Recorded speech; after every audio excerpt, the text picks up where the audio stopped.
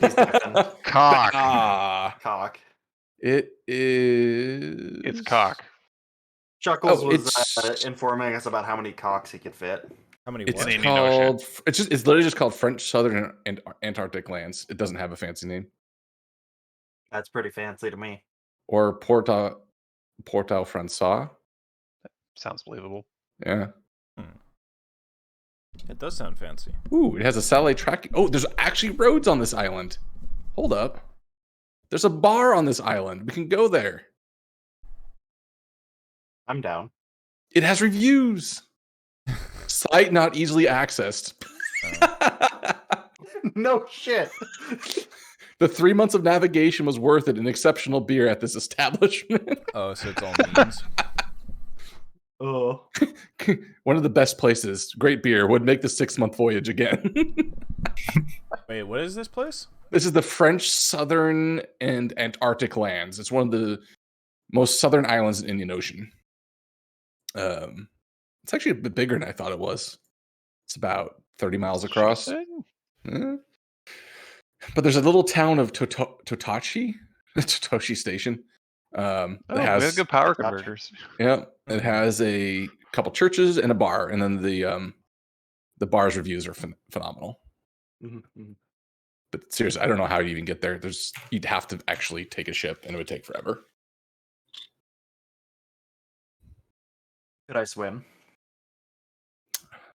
You could try. I'll tell you this way: you can at least swim partway. Yeah, I'll try. I'll get started right now. Pacific Ocean. He refuses to elaborate. Drowns. Still refuses to elaborate. Truly a legendary moment. There's that really sad story. A guy like proposed to his girlfriend underwater, and then he had like a note of like, I can't, express in one breath all the words sort of thing. And then he ended up drowning on his proposal thing. Oh no. Just like, what the fuck? That's awful. That's holy shit. The Grim Reaper was ironic today. These islands look like they would be from some sort of like fantasy D&D map. They do. Yeah, especially with like the coastline and like the distribution of it. Hey, maybe you just use that as a baseline for any world building. Just, scale it up 10 times. Campaign of Passage to India. Looks like this. Yeah, that's it. You see there, Porta Francois. That's where the bar is. Very important. Wait, where? Which? Oh, the eastern part.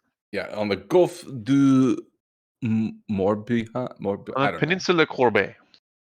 Actually, no, it's funny about this too. This is 49 degrees south. This would be very close to exactly across from Montana. Oh, perfect. Yeah. Which was the whole start of this entire conversation and why I'm looking at Antarctic islands. Because you want to dig through Montana. Some of the huckleberries, and then I forget. G-Stroy was saying that. Huckleberries mostly grow between me and Montana. And then it's like, well, so wherever you go, then huckleberries will grow between you and Montana. So if I go to the opposite side of the earth, huckleberries will grow everywhere.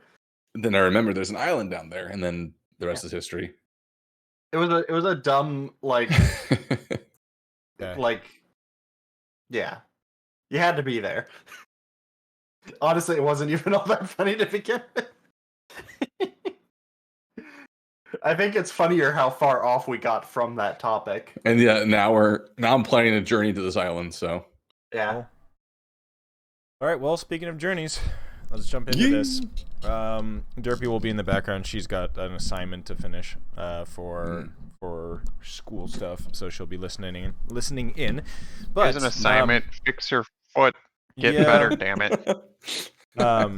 Cure yourself.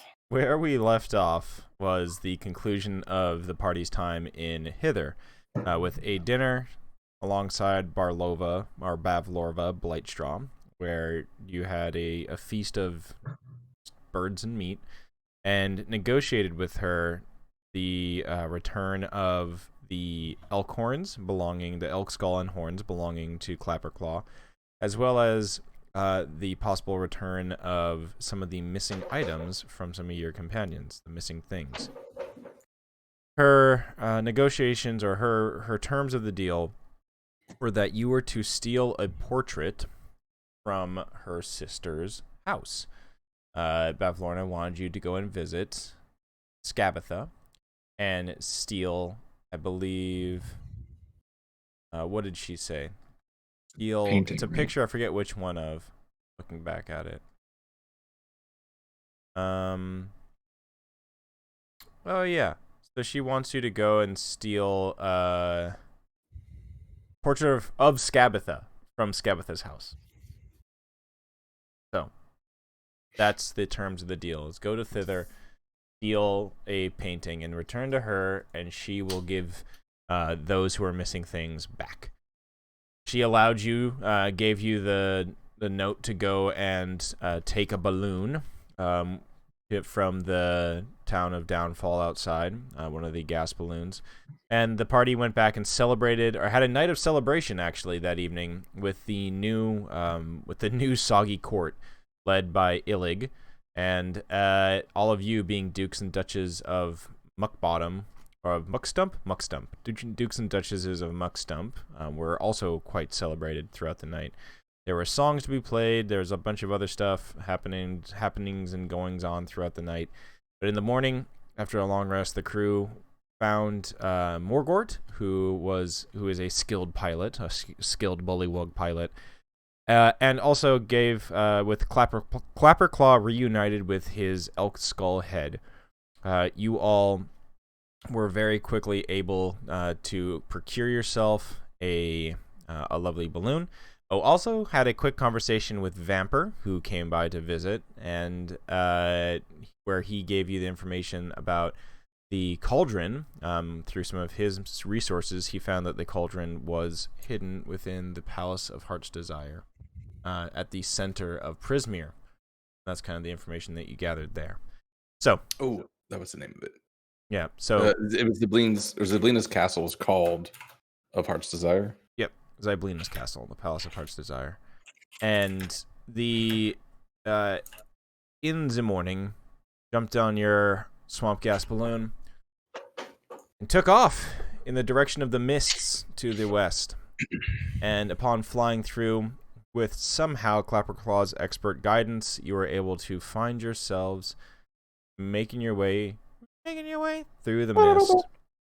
And as you exited, right before you exited, some of you heard a strange sound in the kind of grayness that you were swimming through in this balloon.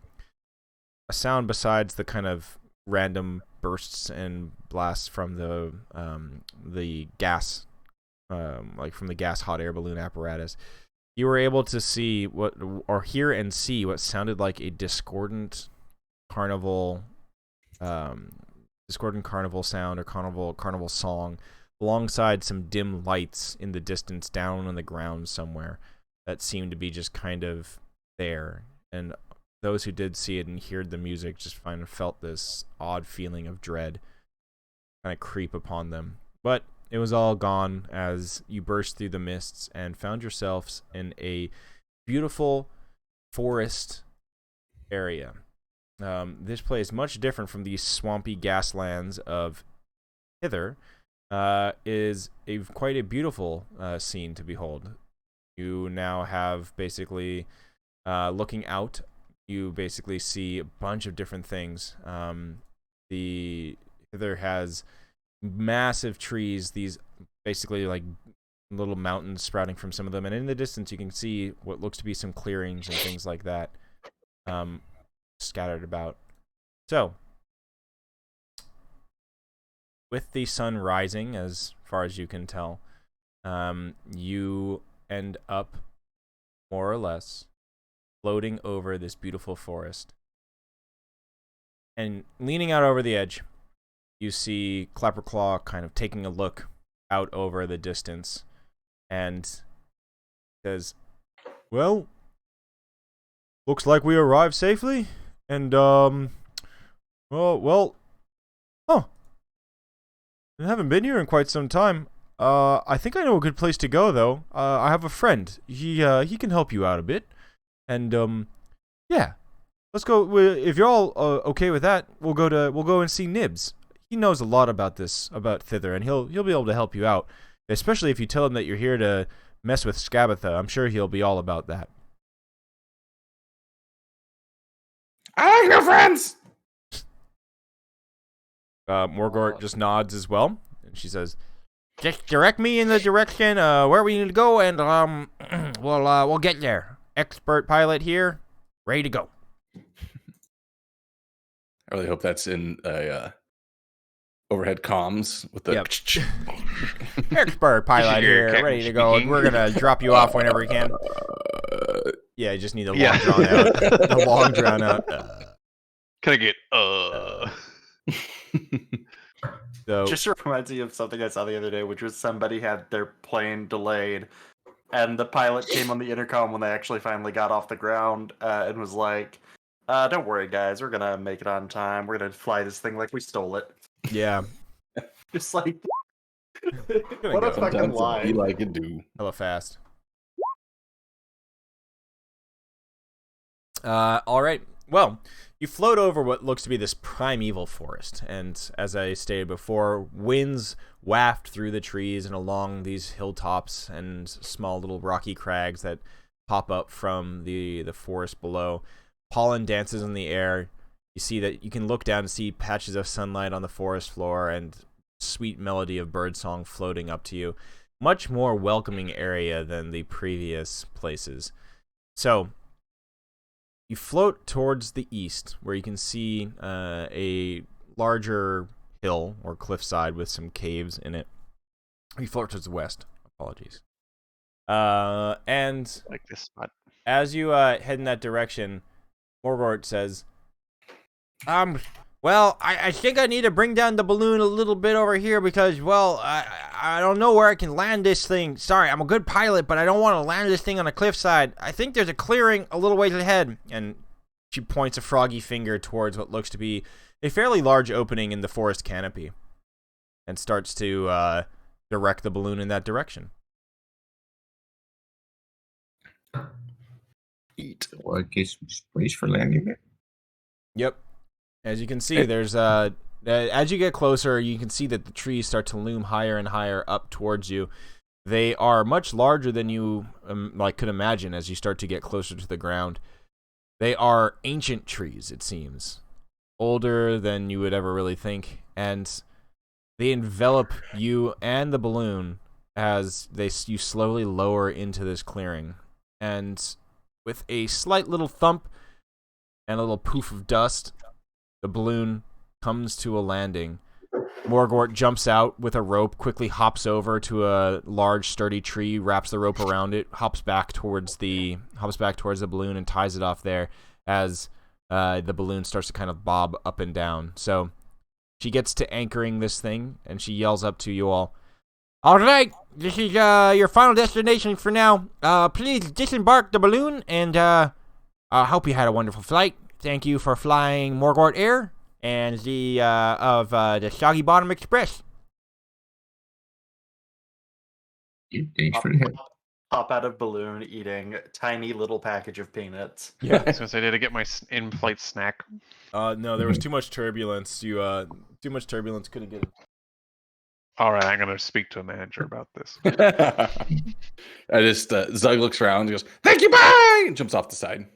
I like to imagine, like, I don't know why, I just imagine that, why can't I think of name of characters? It's been too long. Kobold. What's your kobold's name? Zug. Zug. Thank you. Fuck. I like to imagine that Zug is It's just not like we have a character list or anything. Look, I don't have it up. I have chat up. But yeah, no. I just imagine he's clumsy. So I'm imagining he jumps out of the balloon and just catches his feet on the edge of it and goes face first into the mud. While we're like still lowering, we're still like 30 feet in the air. Yeah. He's performatively clumsy. He's got good decks. Fair enough. All right. So where That was was from it? luck, not from actual dexterity. Yeah. So where was this friend of yours? Claw looks back to you. spins around in a quick circle, puts one of his lobster claws up into the air like he's sensing a direction. I think it's over this way. Just yeah, follow me. Oh, just out of this clearing, we'll make our way through the forest, and we should be good to go. Very well. Leads the way. Wait! What are you gonna do with the blimp? The balloon? Morgort jumps back into the balloon box, and tosses out a little stone. Does anyone catch it or just hits the ground? He just It'd be tosses so funny it in if the. it just hit the ground. Yeah, she just tosses it out. It breaks. I managed to catch it. As you you grab the stone, you look, and it basically just is a simple carved stone with a rune carved into it. And Morgan pops her head back out. She says, this is like I don't know how else to describe it other than it's like a intercom. It's a way to reach me. So if I take off and if I have to take off and leave here, you can always call me. I'll be in the area. I don't think I can technically, I don't think I even know how to get back to Thither, so I'm gonna need Clapperclaw to come back with me anyway. So yeah. Very well. We will let you know, and we are ready to go somewhere else, I suppose. Sounds good. Jumps back into the balloon box, and just you can hear like rummaging around in there. Clapperclaw is already marching off in the western direction. Follow me, friends. Come on, quick, hop. We want to get to Nibs before lunch so we can eat. I lean into Valka and go, did he just say hop? Sure did. Yeah, is that like a slur to you guys? I think that's we need to have a conversation about this. So, like, what is it okay to say? Like, do you need like a hop pass? There's no such thing as a hop pass. Those that think there is are parts of the problem. Meanwhile, Oh, Zug's just hopping along next to you guys. Yeah. yeah. Are we allowed to like hop, or do we have to like? Is skipping okay among you guys? I am going to just say, if you think it might be offensive, probably just don't. I stop hopping. Go back to walking normally. Yeah. Yeah, that's appropriation. Can I jump? Yes, you may jump. I go back doing the exact same thing, except now I'm calling it jumping. So, Yeah. as you all make your way to the edge of this clearing, kind of leaving, turning around, it's not like a symmetrical clearing. It kind of branches around and doglegs over to another area. You find at the western side this little kind of loop, oblong-shaped thing. You start to hear conversation. It's just Does it sound heated or just like yeah. casual or heated? It sounds semi-heated. It sounds like there's two people arguing. You can't really make out the words, but as you kind of get closer, Clapperclaw raises a claw and says, "Oh, look at that! I wasn't here before. Oh, looks like somebody planted some mushrooms." I'm gonna try and get closer to the voices sneakily. Okay, give me a stealth check. Yeah. Yeah. Get low, find some coverage in some of the foliage nearby at the edge of the woods, and you start creeping forward. As you do, you're able to see that there is a ring of what looks to be toadstools at the edge of the forest. Fairly large ring. They are, let's see, 20-foot diameter. Oh shit! Okay, we're talking. Yeah, 20-foot diameter. Thick things here. Fairly, basically filled with a fairly large amount of these. Look to be almost like red toadstools in them. Yeah, there's quite a bit of them, and you count quite a lot. around 70 or so of these things. And these are, just to be clear, are we next to one of these things on the map, or is this something different from those funny looking mushroom circles? They look similar to these funny looking mushroom circles on the map. Sure. Do I see where the arguing individuals are? Yes, you do. It's the mushrooms. Yep, that's kind of what I figured. And as you get closer, the boy. arguing you realize is like going around in a circle around this thing. There's like, fucking shut up! You fucking hit me! No, you didn't. And then there's like a quick little like soft whap noise, like. It's like, oh no, you fucking hit me, you damn! And then you're like, oh, fuck off, wanker, you piece of shit! You know, you're getting all up in my space now. I'm like, in it, all right. And there's just like the constant sound of like soft jostling and just mushrooms arguing with each other. So lovely to hear the toadstools argue again. Ah, it's your friend a mushroom? I return to the group. Is the mushrooms are Cockney? And they are arguing. Clapperclaw, when you tell him that they're arguing, he goes, oh, yeah, better avoid that, hun. I'm pretty sure that's one of the nasty rings that, well, Scabatha decided to, cast her little spells on or whatever or whatnot. Not really good to go there. They're quite rude. Well, at least they can't travel. Right? He shrugs. Oh. I sincerely hope you did not just jinx us. I just shrug at you. As you're conversing, you hear you hear a tiny voice from that direction. It's like, "Oi! Who's the big, ugly little lizard? I hate your voice. It sounds gross." Wow. No, you're gross. No, you reverse Fuck no you! card. Language. I skulk off. Did someone say language? I doubt you can even speak it. Okay, you go ahead and sing that. I am. I'm gonna come Good over for here. you. Come over here and tell me that then. I'm very happy for your continued thought. You're a continued thought. Thank you. How do you spell that? THAT. Next question. That is how you spell that, not Zot.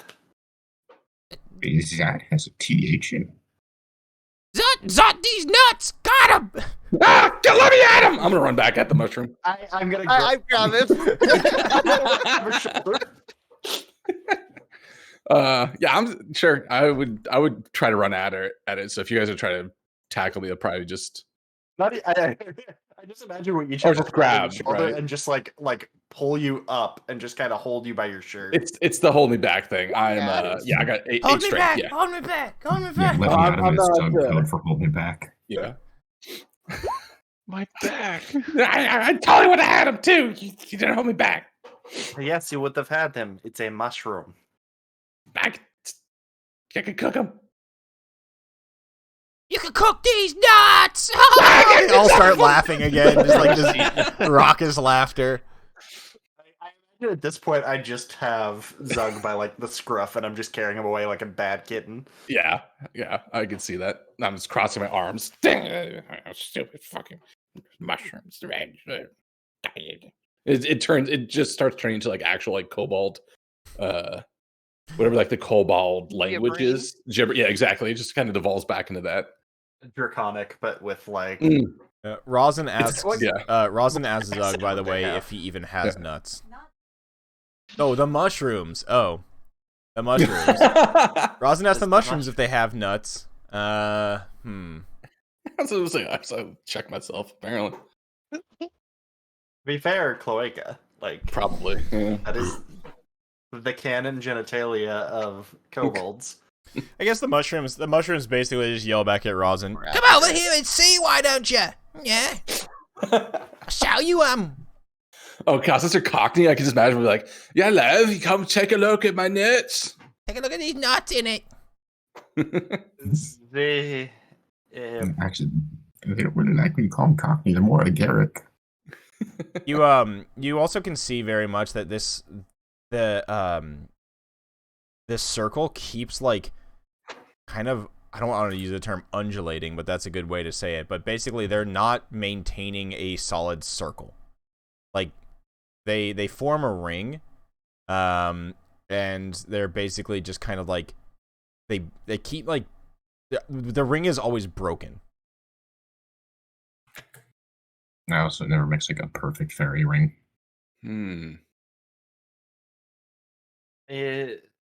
Do not pay them any mind. Just move forward.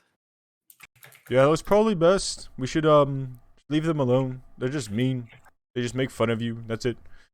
Might as well just, let's just go on. This way. They don't even have good insults. Yeah, they're not that smart.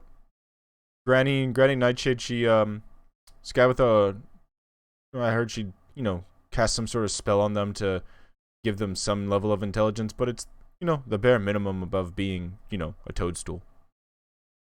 It's quite crude. Yeah. You can also put me down now. I'm not gonna run. I'm fine. I will tentatively put Zug down. And just kind of like hold my hand out in his direction until I'm sure he's not going to run. The pseudo dragon pulls its head off of Zug's skull and licks his cheek. Oh, that's adorable. I'm now distracted. No longer thinking about mushrooms. Okay, where's your friend? Let's go find him.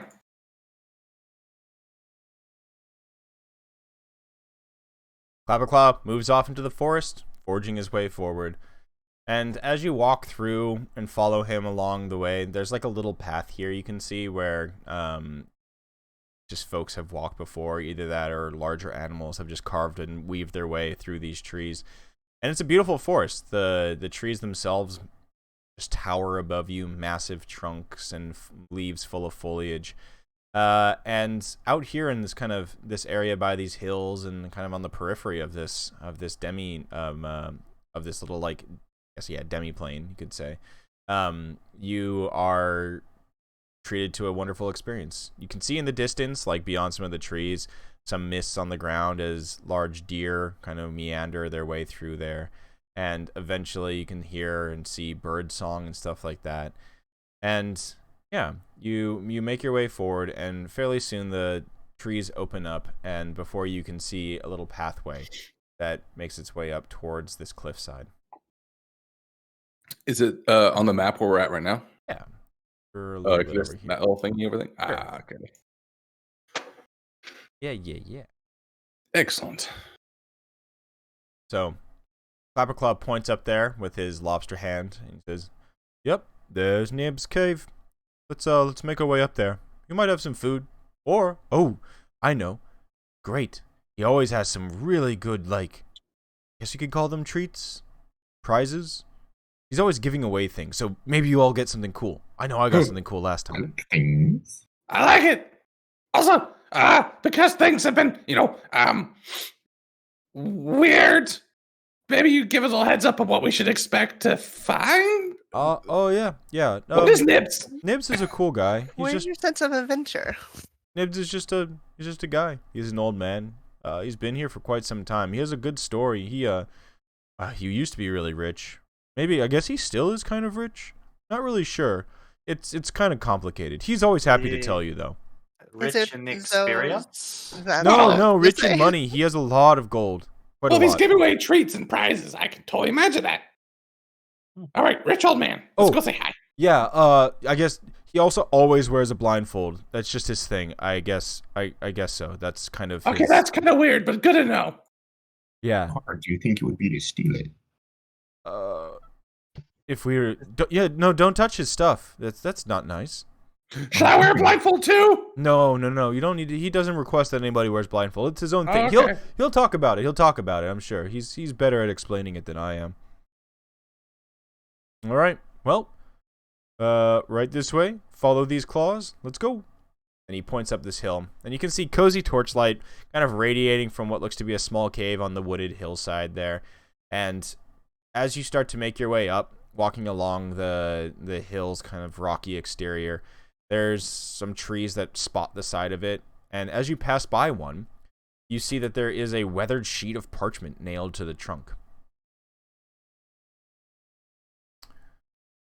Does it have What's it anything say? on it? Yeah. Yeah. You as you approach it, you can see that it has what looks to be a portrait of a younger boy drawn in ink, above which reads words in Elvish, which some of you can read. It says, "Wanted, Will of the Feywild." Why don't somebody roll me a d8? Who can read Elvish? Doesn't matter. Oh. Voda. Thank you. Voda got it. Alrighty.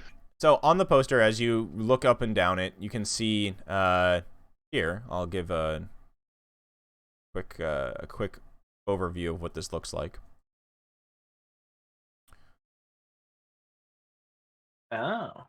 Special offer. Yeah, special offer. But the one that you see here in front of you says, "This rapscallion vexes me. Deliver him to me alive and unharmed, and I'll curse one creature whom you name."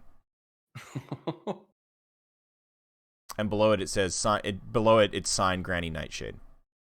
Which is That's Scabatha. Tabitha, right? Yeah, I think from. I reach up and tear it off the tree. Okay. What do you do with it? Well, first I wait to see if anything happens. No, nothing happens. It's just it's in your hands. Fair. Then I just fold it and put it in my pocket. Okay, sounds good. So, what'd that say? Whoever can read it probably just translated it. Okay.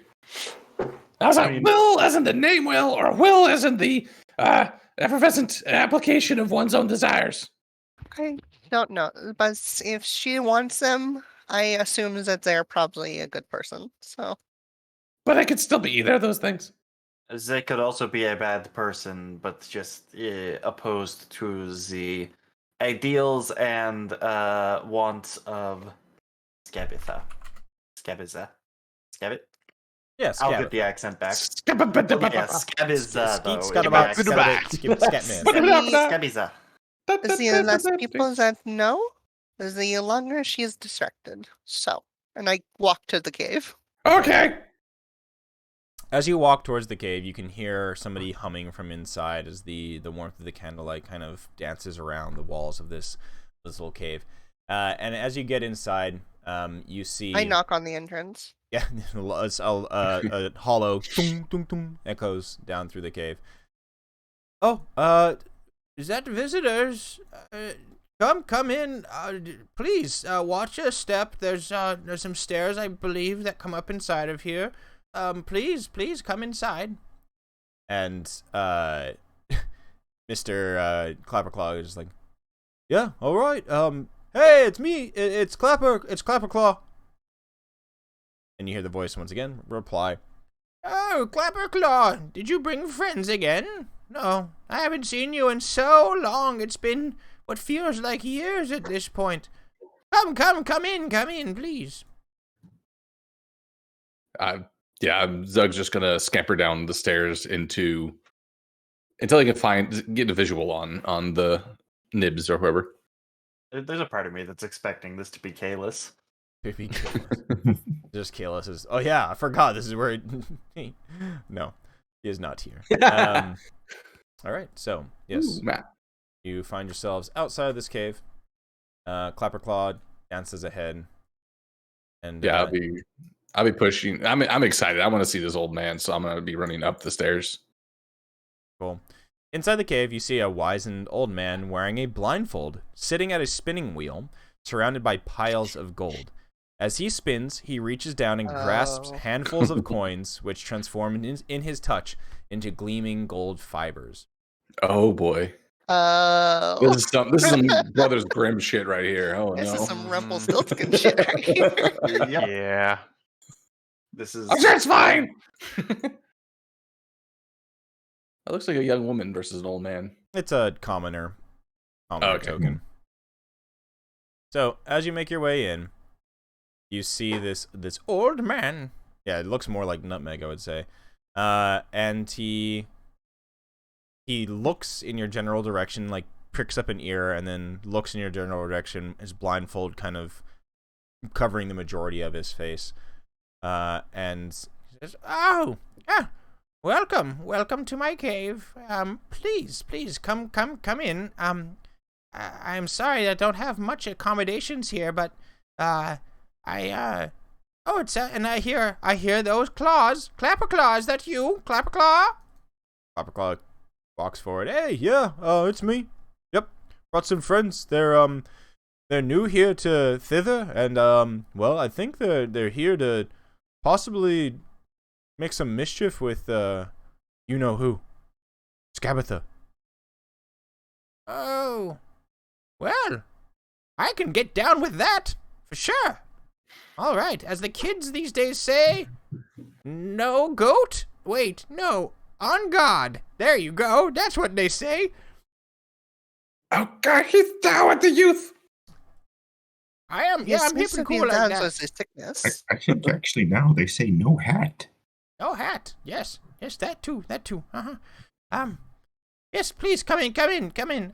Oh, by the way, would you? I have to kind of insist. I would love to give each of you a gift, if possible. You see here, I make things from this gold. Well, from my gold, and well, I give it to those who visit me. I'm gonna look around. Is there any sign of I guess I would say like what's the word I'm looking for? Like living in. So food on a table, bedding, laundry, anything that would look like he's actually living here. Yes. Okay. Yeah, it definitely looks like. I mean, there's a sleeping. It's very, very like minimum. I think that's the thing you notice the most is that it's like bare bones to a point of almost looking like a monk's. Just like there is a bowl next to the bed. There's a drinking cup. There is a small little fire. Then there's his bedroll that's very modest, and the only other item of any kind of consequence in here is the spinning wheel that he works. This reminds me of a Skyrim bandit cave. It's got the same energy. So it's just a ton of gold and an ascetic Yes, living in it. Okay. exactly. Yeah, Zug's gonna get up kind of to the edge of this little, I guess, ledge here or a step, and just sort of sit there just staring at his blindfold. Just sit and stare for a bit. I can sense that you're close, and your smell, and I think the tone of the way that you spoke, or at least your raspy breath, I can tell that you're some sort of small lizard. I'm not a lizard! I mean, sorry, I'm a gobble! Oh, well, I remember those. I do remember those, yes. They were sometimes quite the nuisance around Waterdeep. Yes, indeed. Oh, well, since you're the closest one here, why don't you, I can begin spinning you something. Let's see. Let's see. Zug's also, like, clearly trying to not say something. Kind of, like, almost has to, like, trying to keep a pee in. And then after a few minutes of this, or maybe 30 seconds, he goes, "Why the blindfold?" Oh, right. Of course. Sorry. I'm not used to having new visitors, so I'm fine to explain. You see, I've led a cruel and heartless existence back in my day. I earned all of these riches. He gestures to the piles of gold that are around this cave. By unfortunately exploiting the tenants that I had in my multiple properties that I rented out in Waterdeep. I'd buy up condemned property and rent it out for an exorbitant fee. Well, Granny Nightshade, she is helping me make amends. I told her I wanted to put my bad deeds behind me and my ill-gotten gains to good. So she cursed me to dwell forever in this cave, spinning my gold into useful items for anyone who comes my way. My way of penance. That's how I will make up for my deeds that I did. And don't have any pity on me. No pity, no pity. This is my own doing. It is the deal that I made. So. Okay, Zello, I'll take a treat. You'll take a treat. Okay. I am immediately next to Zug waiting for a gift. So as he spins his, as he works, he starts to spin some stuff together. So Zug, you're first. Roll me a d8. All right. And of course, this whole time I'm just like fascinated watching this, whatever's going on, okay. like the process that's happening. Yeah. So as you're fascinatingly watching, let me do a quick perusal of y'all's character sheets. That's not sheets of the terrifying. character. That's fine. Not ominous, not ominous, No, not I just keep ominous. forgetting I need to do something. Yeah, sure. He's trying to figure out what would be thoughtful gifts for us Exactly. based on our inventories. No. You each get a brain. Yeah, it's. Ooh. He's Just gonna kidding, you incinerate didn't. and burn all of our berries. Oh no! Not my All of berries. your berries are burned. Hee hee hee, ha ha ha. As long as I've still got the twig. Well, twig is probably Twigs and berries, twigs It's and berries. okay. I still got a giant purple egg in my pocket, so What do you Phrase mean, it purple? good. What? I have a giant purple egg with green spots in my pocket. We're I good. have a bagpipes. There you go. what a phrase. Is that a giant purple egg in your pocket, or you just happy Yeah. to see me? The funny thing is I don't have pockets. This makes it even better. It's just strapped in a pouch that is. Yeah, on because the I have that side like kind the of pocket. Not I have taped to your thigh. Yeah. yes. I got the like shamanistic attire, so it's like all just So you- totally strapped to The my kobold Danny DeVito. body. So We can always everyone fire. but Velka notices this just as Nibs is working. Oh, passive perception. Yeah, Got it. there was no real thing other than I want to make sure that I have it down because it's annoying to have to dig through your have- Check it sheets. each time. Yeah. The best passive perception. You do. You are the oblivious bunny. All right, so Too self-absorbed. yes, everybody except for Velka, and probably will get pointed out to you. You notice as Nibs is working on this thing for Zug. The firelight in here flickers, the candlelight and firelight flickers, and every once in a while you start to see apparitions, almost what look like strange, what look like shadows that walk and detach themselves away from the wall and start to approach Nibs from behind. You see them take various forms. You watch as a small, grubby little child, a shadow, appears and walks its way over to him and seems to look over his shoulder, watching what he's doing. Little gaunt hands on his cloak. You then also see a tall coachman looming in the shadows in the back of the cave, just staring in his direction. Do we see this in like any sort of detail or like outlines or Outlines, basically. What look to be kind of outlines, if not kind of ghostly apparitions. okay? So that Vegas definitely about to take like a huge puff, sees this shit dancing on the walls, and then just like slowly sets it aside.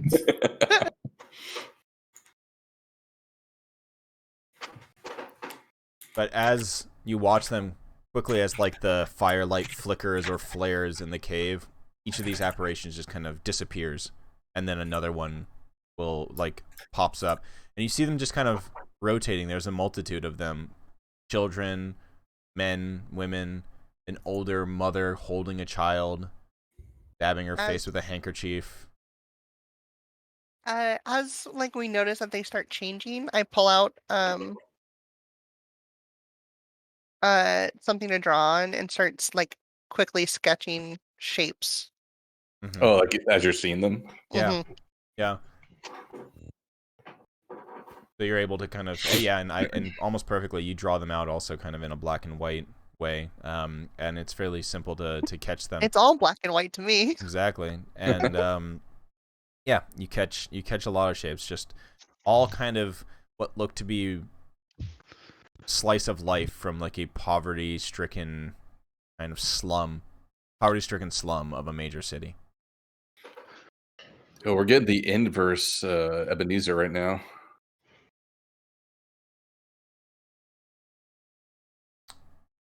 As you see these apparitions flicker in and appear behind Nib, he says, "Up, he's done. Here you go." He just kind of reaches his hand out in the general direction of where he hears people talking. Yeah, for the kobold friend. What is your name, my friend? I'm Zog. Ah, excellent. Zug, this is for you. I think it'll function quite nice. And he holds out what looks to be a tiny hourglass. I will. I check my now back in my shamanistic attire, and all my things are just tied to my body. I do have an hourglass without sand tied to me. I look at that, look at this one, look at that one. I reach out, I take it gently, hold it, look at it. This one has sand in it, or it does. Is it has gold, or yeah. It has this strange kind of like it's strange, almost sky blue sand in it. Neat. How do I use it? See, that's the thing. I'm not quite sure. I just make the stuff. I don't even know what I made you. Neat. I love that. I look at it. Is the sand on one side, or Yeah, is it the spread sand's around? on the bottom at the moment. I'd flip it over. Sand starts to make its way, drop through it. You just hear the slight sound of the sand hitting the metallic bottom of this thing. It's a beautiful hourglass. It maintains that kind of gold sheen along the entirety of it. Even the glass has gold clicks that you see in the light. Yeah, after a little bit of watching that, I go, I love it! And I tie it to next to my other one, and I go do a little run around this room in exuberance, and then I'll sit down somewhere. Nibs grabs another fistful of gold and strings it out into thread and starts the loom or the spinning wheel again. All right, who's next? Come on. I need to make you all nice gifts. It's a good way for me to get rid of all of this wealth. I will put a hand on Voda's shoulder and push her forward slightly. I almost fall, focused on drawing the Yeah, and the those things are shadows as they still- like kind of flicker away. Yeah, they're still dancing around. And And I thought you were going to say put a hand on Voda's shoulder and push her back so you can go forward. yeah, just pull it. Big sibling energy. Velka is the like protecty sibling, not the me first sibling. Mhm. I guess both of them kind of are, but in different ways. As you're giving out gifts, I wouldn't say no. All right. Let's see what these hands can make you. Roll me a d7. Cool. Alrighty. Over the course of a few minutes, with more of those apparitions seeming to kind of stalk Nib from behind, he makes you what looks to be a pair of gloves. Ooh. That's very thoughtful. Once Do again, they gold. fit? Yeah, gold thread laced throughout them, and they look beautiful. And he holds out his hand to give them to you. I happily take them and quickly put them on excitedly. They disappear on your hands. Are they still like warm? Oh shit! You can feel them though. Oh, they're like cotton candy gloves. They just go away when you wear them. Oh no, they're made of the finest silk like the robe. So they're just invisible gloves. Well, I believe that if you decide to study them later, maybe you'll find out what they do. Who's next? Eh. I could go Okay. next. All right. He looks up at he looks up at your voice as all the other voices have been coming from basically eye level to him, and he goes, Oh, that's a bigger one. He sniffs once or Oh. twice. With the Hope it's treble not of too your difficult. voice and the bit of a smell of, water, sea, moistness. Oh, a turtle! I haven't seen a turtle in decades. It's been some time. Oh, I'm very excited. Please. And he starts spinning the wheel even faster. Roll me a d6. Your boy literally just sniffed and then went, "Ooh, you smell moist." Alrighty. Hopefully these will fit you. After a few minutes, he produces what looks to be some fancy-looking boots. Ooh. I'll grab the boots and what are they made of? Made of some sort of leather, it seems, as he's basically created. You start to notice now that it's not that, like, these things are all made of gold thread. He is actually somehow magically producing these legitimate items out of the thread, like, crafting them. And,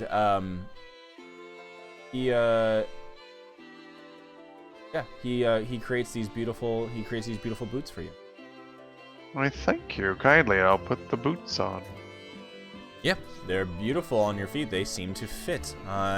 Even though they don't look like they would, they fit your turtle legs perfectly. Do they disappear? They do not disappear. These Bullshit. are amazing. Okay. Alright, who's next? Yeah, I could be down for something. Oh, excellent. All right. Oh, you sound like you got some years on you, like me. Oh, wow. You're pretty good. Roll me that D5.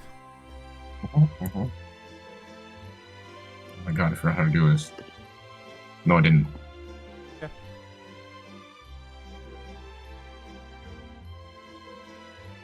Okay. What he produces for you, Nutmeg, looks to be a wand of some sort. And he holds it out to you. Here you go. Hopefully you like it. I do. I put it in my bag. Ready. All right, it's still got more stuff. Keep them coming. Also, I do take requests, but it's kind of hard to come up with things off the top of your head, so that's why I kind of just make what I got here, what I know how to do. Who's next? Requests, you say?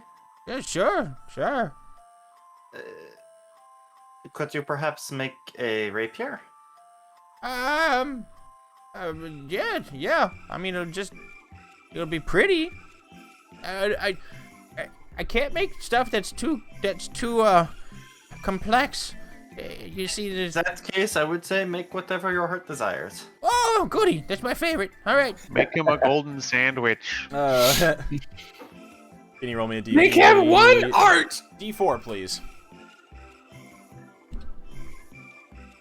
This is the 3.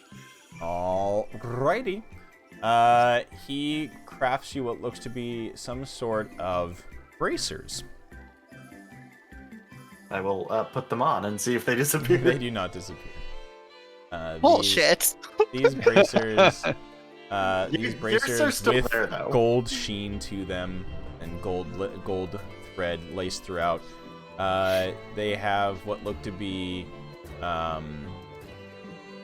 You now notice that they have what look to be kind of like arrowheads embroidered throughout these leather bracers. Gotcha. Okay. I think I know what that is then. All right. I think there's still one last person. And he points to. And he'll point to Rosin in Rosin's general direction. I hear their wings. All right. Rosin, if you would like to roll me a D3.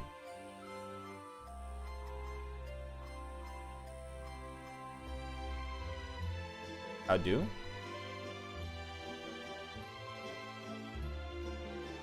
Have you forgotten how to roll a D3? There you go. Oh, well. No. What is that? Or you almost did it. Nope, that was me telling her how to do Oh, it. yeah, do it without the dot. Yep. There you go. There you go. All right. So interestingly, this is the largest item that he produces for the group. I mean, it's large in the sense where it's bigger than the other items that were given out, but it's still not large as it is sized. Actually, no, it's not sized for rosin. It is a cloak. A beautiful cloak that has a that almost has this kind of it's made out of fabric, but it seems that the gold thread almost gives off a an armor-like quality to it, of like ring mail or chain mail, and it is quite nice. And he hands it over to Rosin, and as soon as her hands touch it, it shrinks down to fit her. Does it disappear? It does not disappear. Fucking bullshit. Your gloves are still Voda there. would- You're they're still just Voda. You still feel the gloves on your hands. This isn't Just be- Boda. This is me. Oh. Just because you can't brag about it doesn't mean the gift is any less meaningful, okay? Yes, Don't look it the- does. Don't look at the gift gloves in the finger, okay? I can't. Neon is mad that her imaginary gloves aren't imaginarily visible like everyone else's.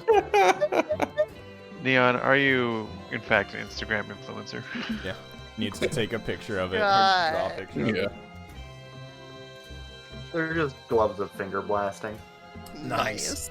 But the entire time, something that Actually, so yes, as like, I don't. as Nibs was making you all of these items the entire time, he you notice now that like everybody is seeing these apparitions kind of appear, and you realize that as he's doing this, they're not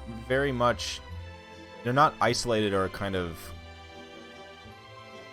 I don't know, they don't leave him alone, I would say. Every once in a while he gets like his ear pulled by like a kid, and you can see him visibly react to it. And you see somebody like give him a sharp poke with their finger in his ribs as he kind of like grimaces as that happens as well. And he lets out a long sigh as he hands over the cloak. He says, Ah, well, that's a good amount of gold used. Seems there's still quite a lot. Oh, if you see anybody else around here, let them know that Nibs' shop's open until all of this is gone.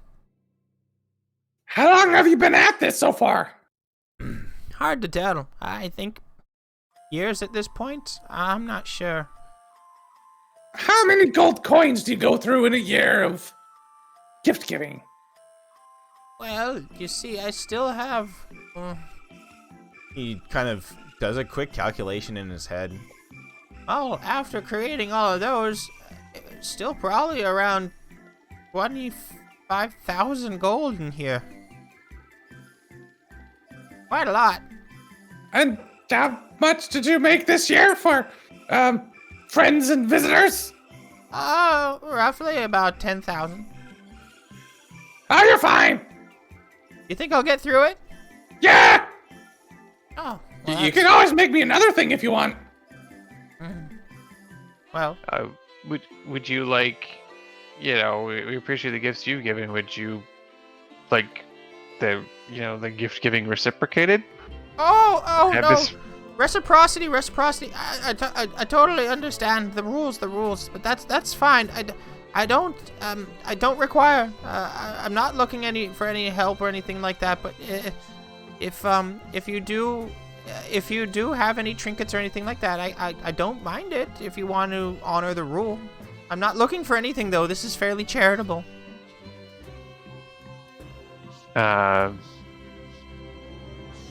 He He'll would repay you with a would thank you. offer the I have this really nice cup of tea. Would you like this scatter leaf tea?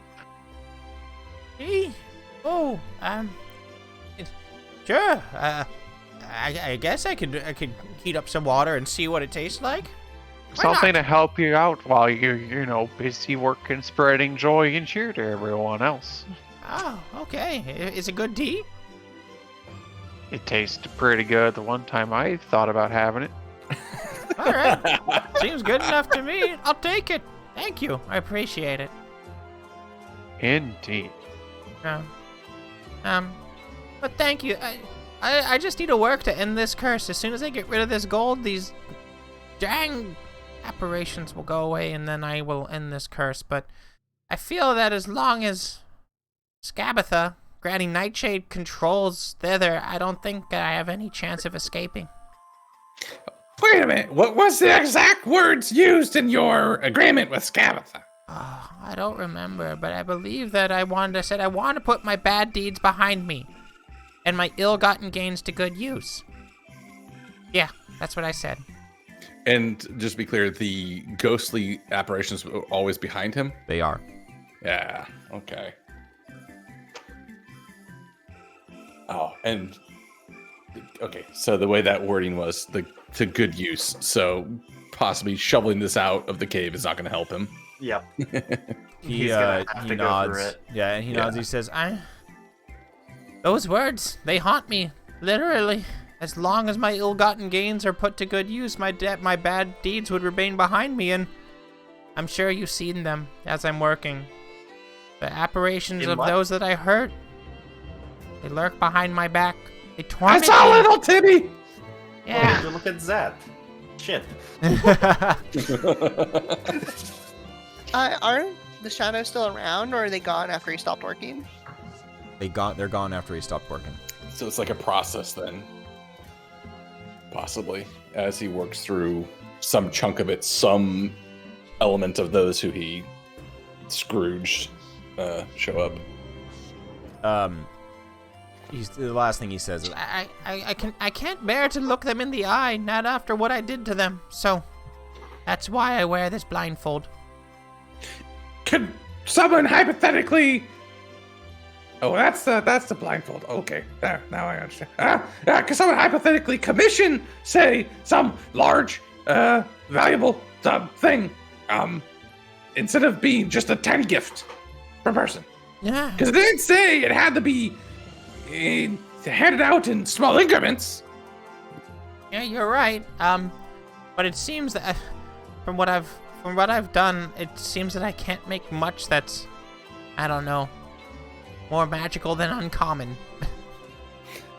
Well, what about making a donation? Charitable donations? Well, maybe, but wait, no. That would be a good idea, but unfortunately, the rules of my agreement, this curse, only I can craft and make this gold into things, and it only has to be small increments. I can't get rid of it all at once. Yeah. Don't. Also, none of you, don't touch the gold. Any gold taken from this cave, well, these apparitions will start to follow you instead. They'll keep you up at night. Won't get any rest. Zug's still kind of scratching his jaw and thinking, what if we set up a charitable 501c organization that you continuously make small items for, that we distribute to needy and underprivileged folks back in, wait, you said Waterdeep, right? You're from Waterdeep? Yes. Waterdeep in the world of Toril. What? Toril. Oh, yeah. none of you understand what that is. I just agreed with him because I don't know. The... Not Faerun? What's Faerun? Valka pulls out his smartphone and fucking starts Googling shit. But what? Hypothetically, if we did some sort of organizational thing where you could continuously make small items through, and then it gets distributed not by visitors but by us to, the needy, would that work? It might, but I honestly believe the better way to take care of this is, well, if somebody got rid of Granny Nightshade's hold on this realm. Oh yeah, that's plan A. Oh, is that what you're here for? I look around at you guys nervously if I just spilled the beans, but I'm pretty sure that was... That Oh, is, it'd be fine. Yeah. it's a complicated series of plans that are going to go in some sort of sequential order, but Oh, yes. well, I have information for you if you're curious. I've been to Loomlurch. That's where she lives. It's the big fallen tree in the center of this realm. Oh, I actually only went to the candy market there. Oh, those goblins make great candy. It's quite good. But that's where I visited Granny Nightshade, and she, well, imposed this curse upon me. Few things. Important stuff. Well, Granny Nightshade, she's strange. She has a key protruding from her back. Key that protrudes from her back, it spins. It indicates her mood, depending on how fast it turns. When she's happy, the key turns really quickly, and when she's upset, well, it turns slow. If she loses her temper and gets furious, the key stops completely. So don't look out for that. Make sure the key doesn't stop. Don't make it stop. She's got a mood ring. I like it. Yeah. Unfortunately, Granny Nightshade, she's not really a nice granny. Many children, they work in her workshop. They craft toys. And then Granny Nightshade delivers the creepiest toys to the children in other worlds, filling their heads with nightmares, I guess. She makes her deliveries on what she seems to be the back of a flying rocking horse. It's absolutely terrifying. She is absolutely terrifying. She is essentially Saint Nicholas. Ridiculous. Oh my goodness. Language. I'm just hearing "Here Comes Halloween" play in my head right now. Yeah. It's short for Richardless. And, well, I don't know if you've seen any of the posters, but Granny Nightshade, she's obsessed with capturing Will of the Feywild. It was a boy who helped a handful of younger children escape from Loonlurch and from the workshops there. Will of the Feywild's the group of rascals. They're known as the Getaway Gang. The gang is, well, luckily protected by a giant treant named Little Oak. That's ironic. Voda gives Velka I told you so look. Wait, is his name actually Will? Yes. Well, Will of the Feywild, formal name, I think, but Will for short, I guess. Is it the title or? What's his name? I guess I'm still not convinced his name isn't Will. Title and a pun, I guess. It's Billiam. William? Would he be someone good to reach out for if we could find him? Yes, it would be. I mean, he's the I guess you could say the poison. I don't know what you would call it. He's the thorn in Granny's side right now. He would definitely be willing to, if you're willing to mess around with her, he'll be definitely willing to put a plan together to help out. I've heard he's doing some stuff trying to get another break-in and free more of the kids. Let's join the insurgency! Viva la revolution. I Oh can't. god, it happens every campaign. I can't leave this cave for now. I can't leave this cave because, you know, the curse and whatnot, but I can point you in the direction of Little Oak's glade, usually where that treant rests, and, well, maybe you can make your way there. We would appreciate it. Yeah, that sounds like a good place to go next. Oh, I do appreciate you all visiting me, and I hope that you all enjoy your gifts. They hopefully will help you out in your future. Thank you. Quick question. Yes. Since you have to use all of your ill-gotten gains before the curse is lifted, should we send a bunch of giants to come visit you to help you spend it faster? Why not? That should be fine. I mean, does it help spend the gold faster versus if we sent you a bunch of, no offense, Zug, but like puny-sized kobolds? Oh no! Just the more people, the better. It doesn't matter about size. Okay. There's a minimum threshold. Math. Consider also an advertising campaign, because if we didn't just stumble across you out here, we would have never known. Clapperclaw pipes up. Oh, I didn't think about that. Now that I got a way to go back and forth with Morgort's balloon, maybe I'll start to bring more people here, huh, Nibs? Also, Nibs, oh, never mind. You already made me something, didn't you? Nibs nods. Yep. I already made you something already. Can't make you something twice. Them's the rules of the curse. I'm looking at Clapperclaw right now. Is there anything that he's wearing or carrying that would look similar to what we've received recently? Yeah, he carries a small bag on his side that has that has like a little gold thread throughout it, the same kind of sheen. Okay, noted. Well, I believe that you point us in the right direction, and we will be on our way.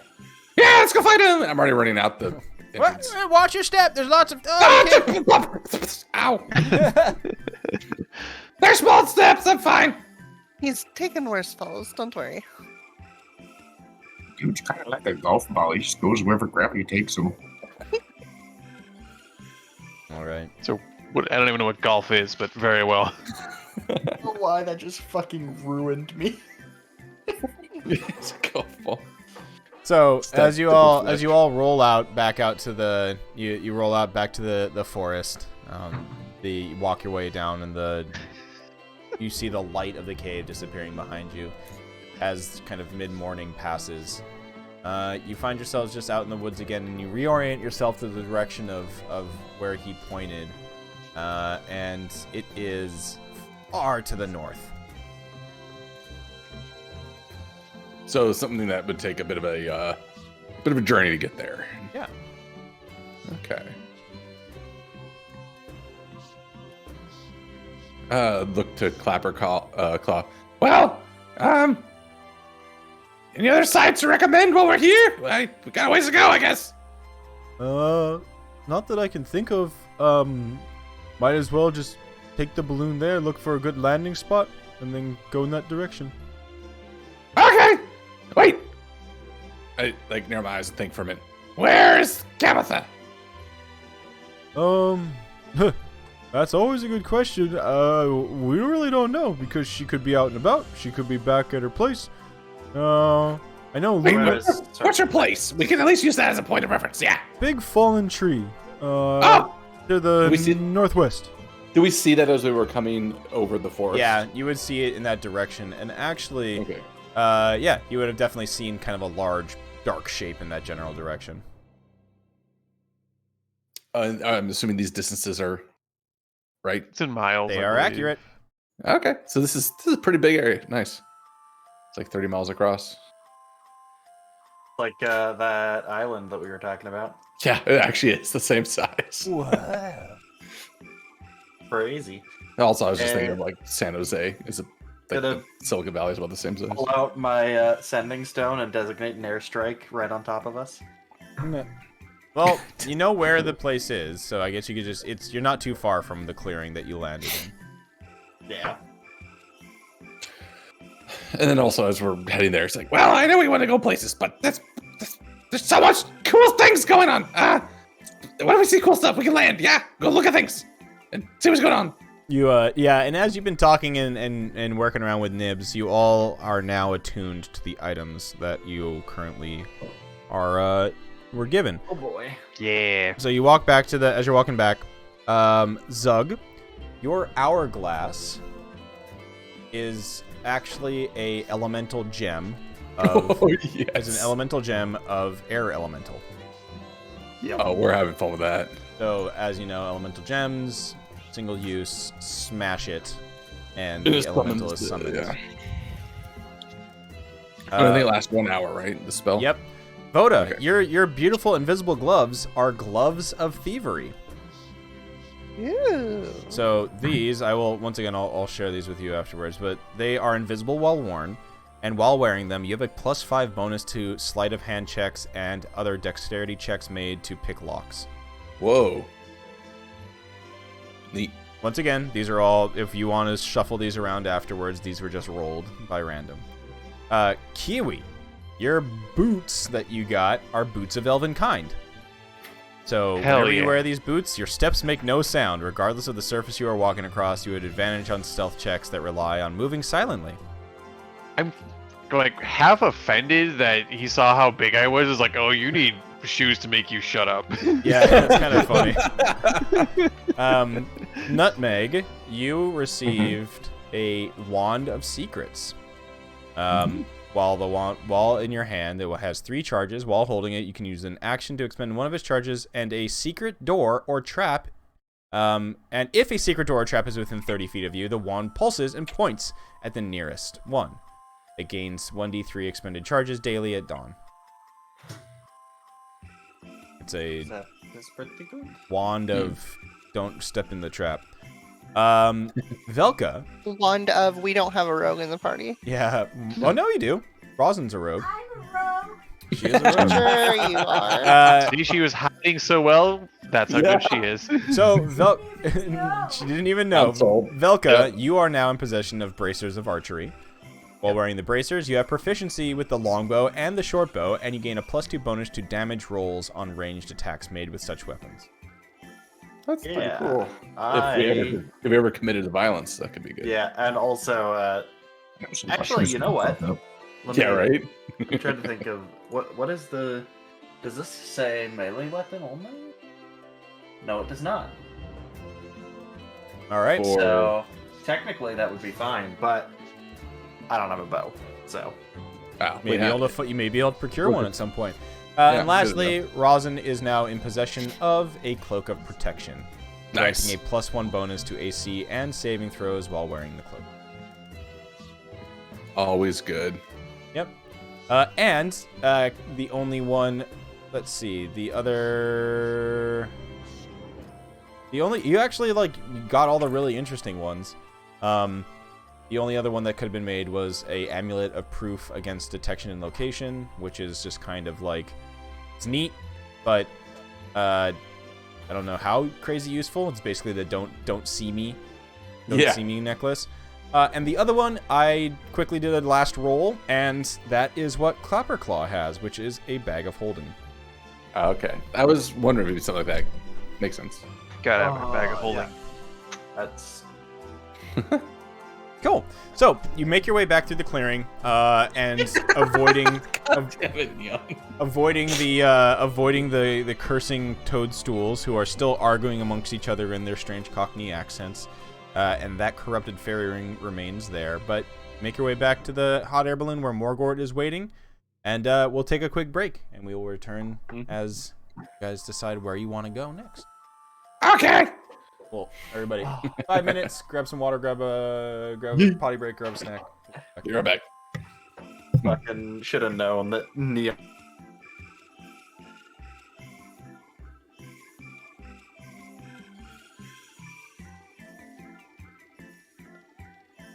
All right, 5-minute break.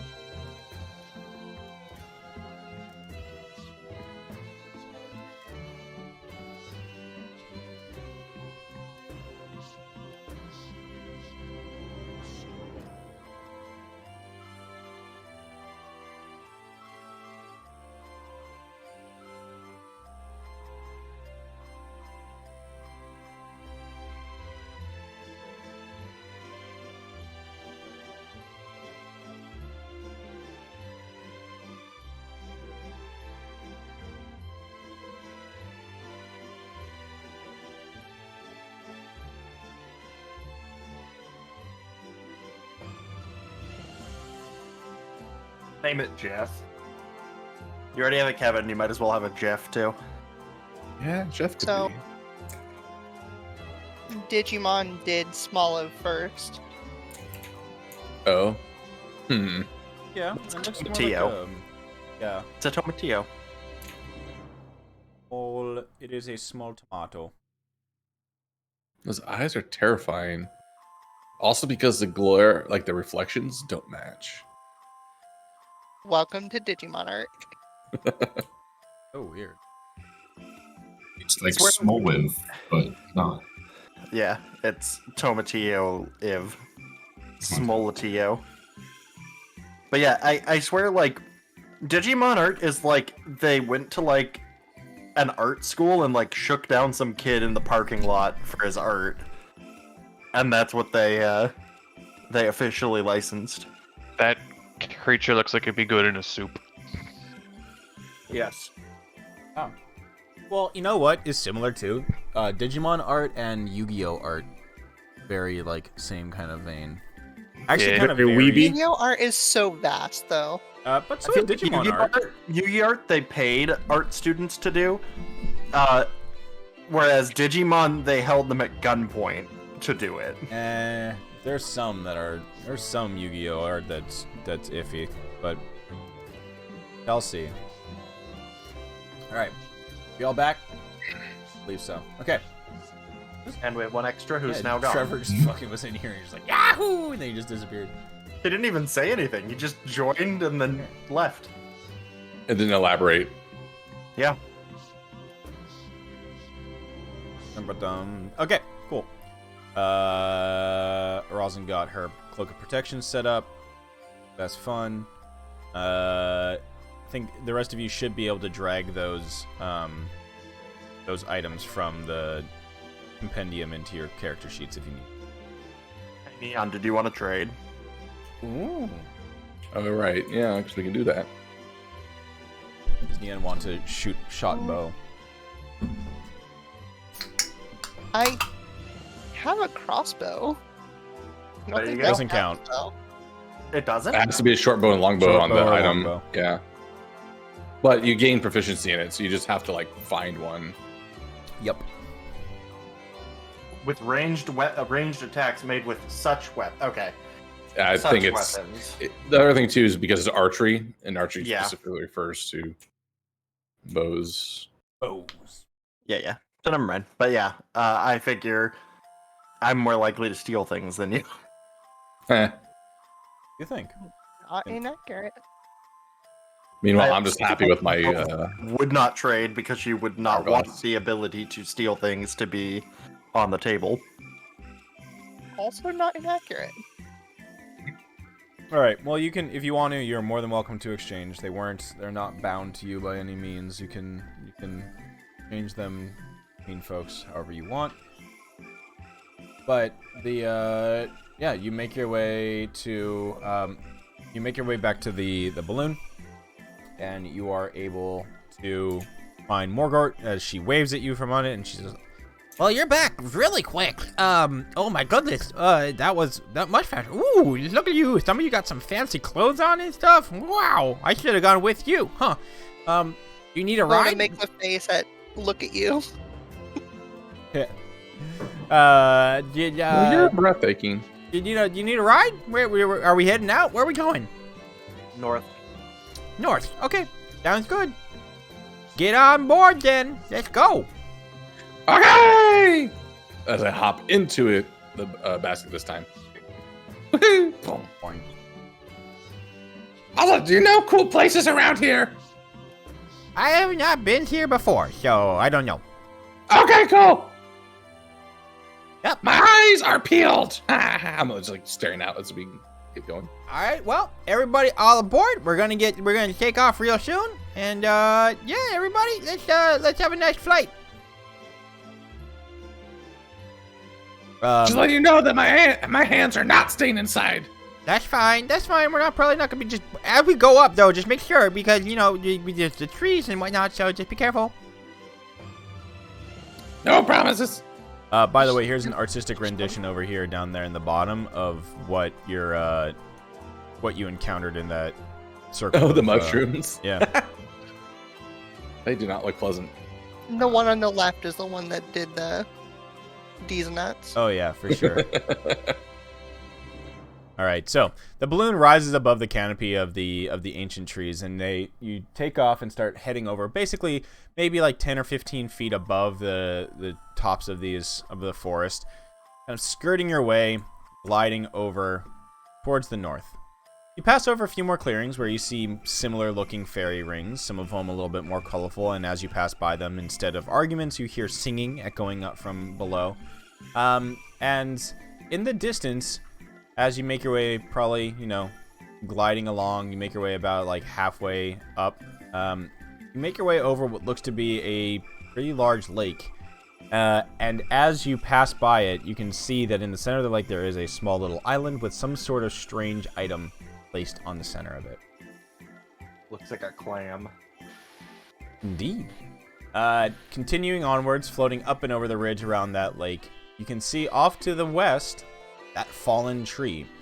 And strangely, it's a fallen tree with what looks to be more trees growing out of it, with buildings, etc., kind of wrapped around those trunks of the tree. But now something that you can see as you're getting closer to this area, or as you've made your way further into Thither, is that the forest is dying. Oh. And it seems to be spreading from that fallen tree. You can see the leaves of some of the trees turning brown and orange, like they're about ready to fall off, and just everything is looking a lot more sickly towards that direction. Oh, that's clearly seen on the map too, yeah. So it's like we're looking at like a pine beetle infestation from a distance. Yeah, looks like it. Oh, very accurate. Yeah.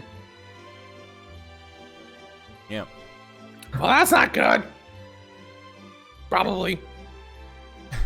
And as you Be float, and you float in this general direction, both Zug and Rosin both get a strange tugging feeling, like a nagging feeling growing stronger in the back of your heads, that what was taken from you is in that direction, is in that fallen tree somewhere there. Yeah. Yeah, Zug would get very reticent and kind of just be quiet and actually stop fidgeting for once and just kind of stare as we go for a little bit.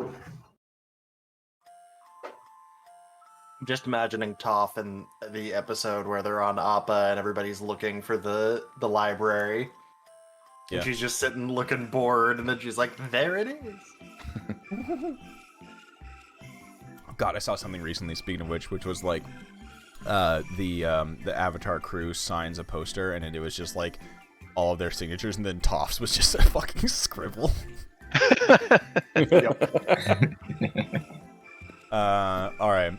Well, floating onwards, you very soon see another clearing ahead of you, and Morgort calls out, "All right, I think this is where we're gonna probably have to land. It's the only one I see in a little ways. I think we're kind of close." You can see like a larger tree in the distance poking out of the canopy, like large, tufts of stuff. I can't really land this thing close to that, so this is about as best as we're gonna get. And she begins to bring down the balloon once again into this clearing. As you descend, you look downwards, and there are no mushrooms in this area. You don't hear the sound of arguments or the sound of singing emanating up. However, you do see a tree in the center of this clearing, kind of off as you're landing off to the side. You see a tree in the center of this clearing that seems to be not doing so well.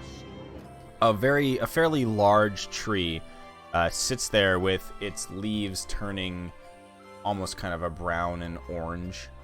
And yeah, it's not looking great.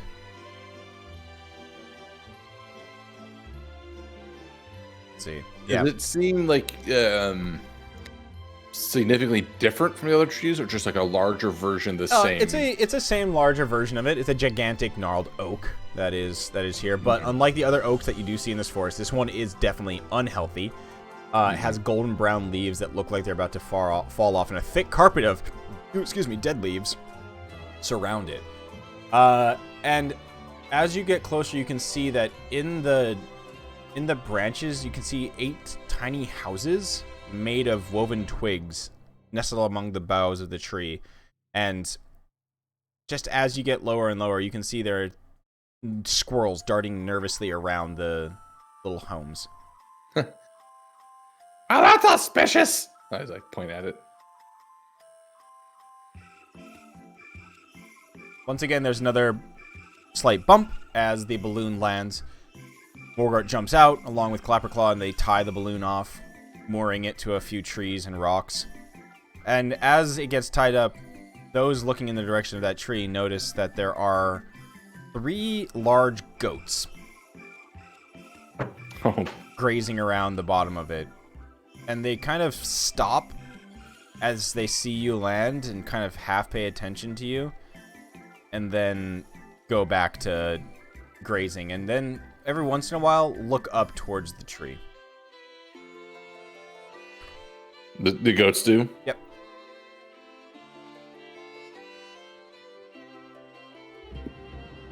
No sure sign of evil lurks in the eye of a goat.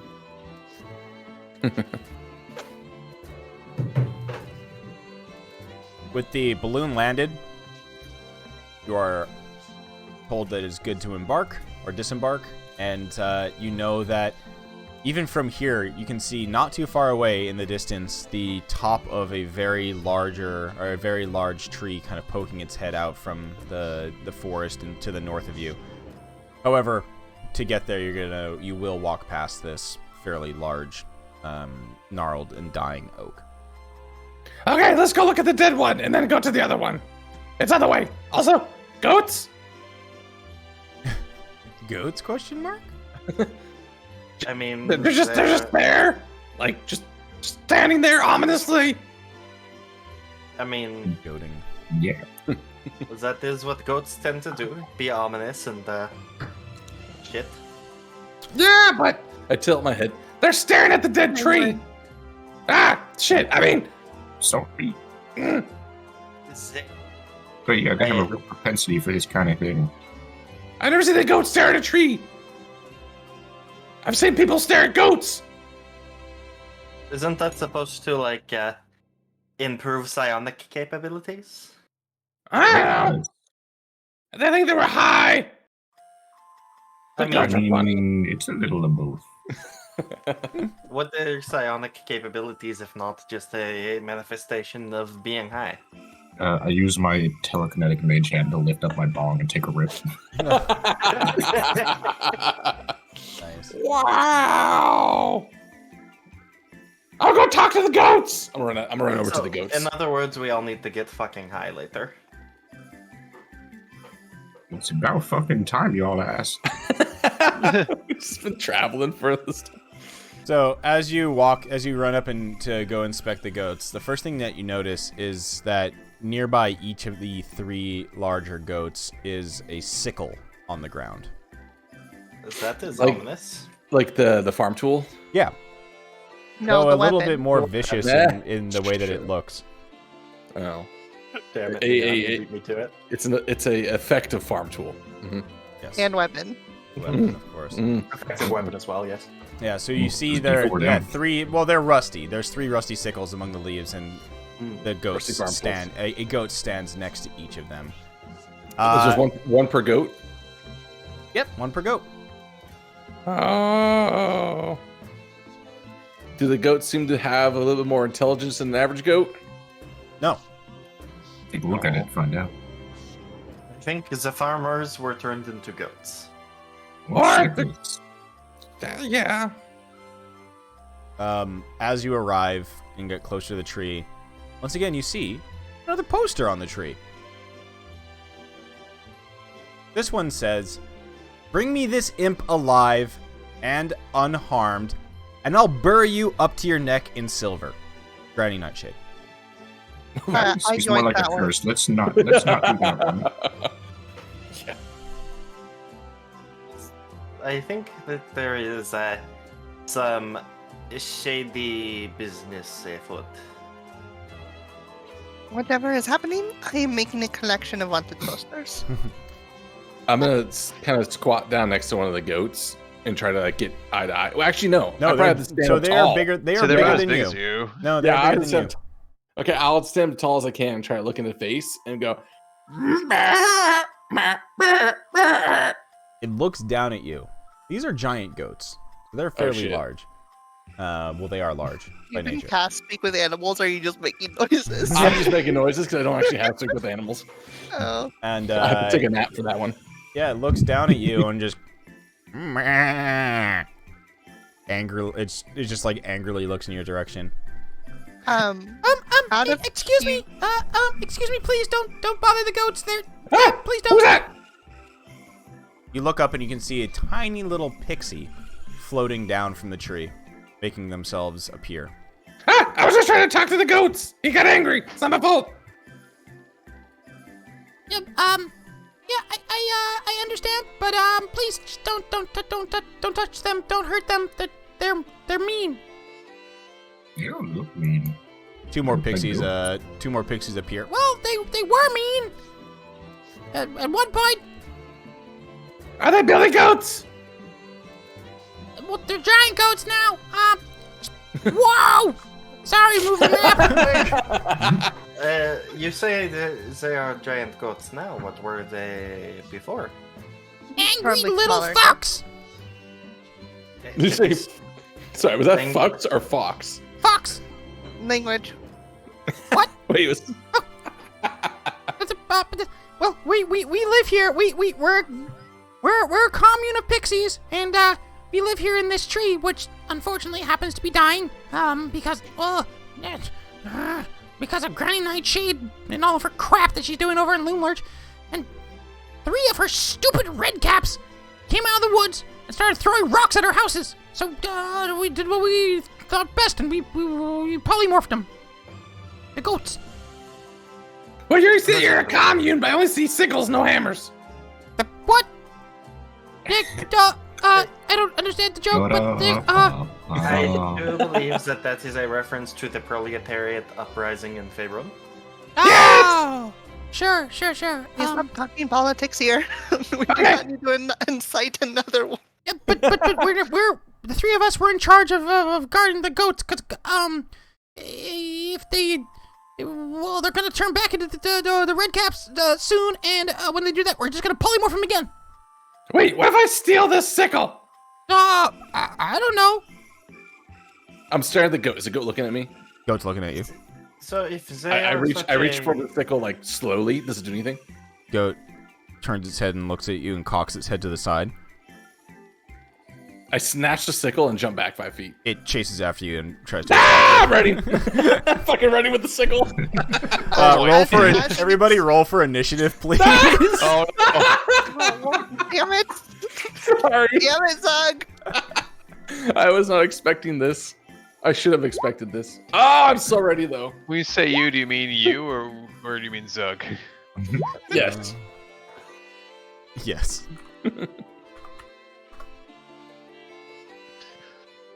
Goat. Not Zug, to be zug, mean. zug, zug. Wait, this is the first time I rolled initiative this entire campaign. Oh, does That's the second one we've. Okay, because you weren't there I for was, the first I was one. doing ferret shit. That's right. Yeah, Yeah. I mean, you were technically initiativing it. Mm. You're right. I was in initiative order for that one.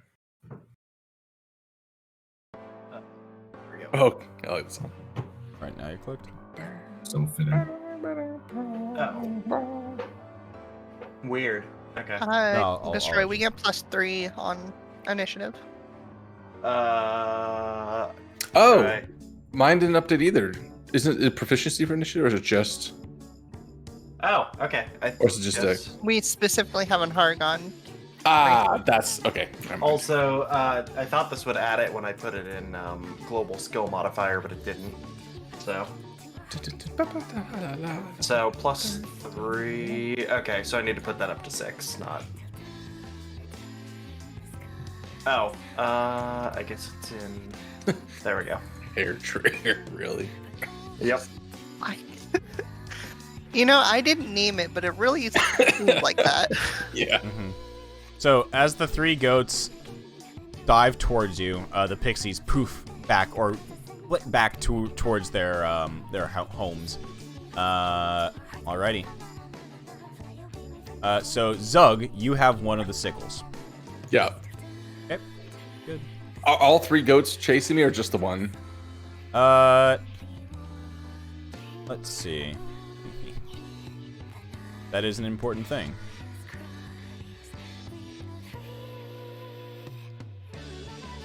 Yeah, they're all attacking. Oh, that's great. Oh no. Okay. Okay, up first, Zug, you are first. Now the other goat is angrily. It seems that it's more about the sickle itself than the like having a sickle invokes anger from these goats. I don't know. Oh man. Nah, I'm gonna do it. I'm going to scream and then. Wait, hold on. Make sure this works correctly. I can hold concentration in animal form, I believe, is Druid, right? Yep. Yes.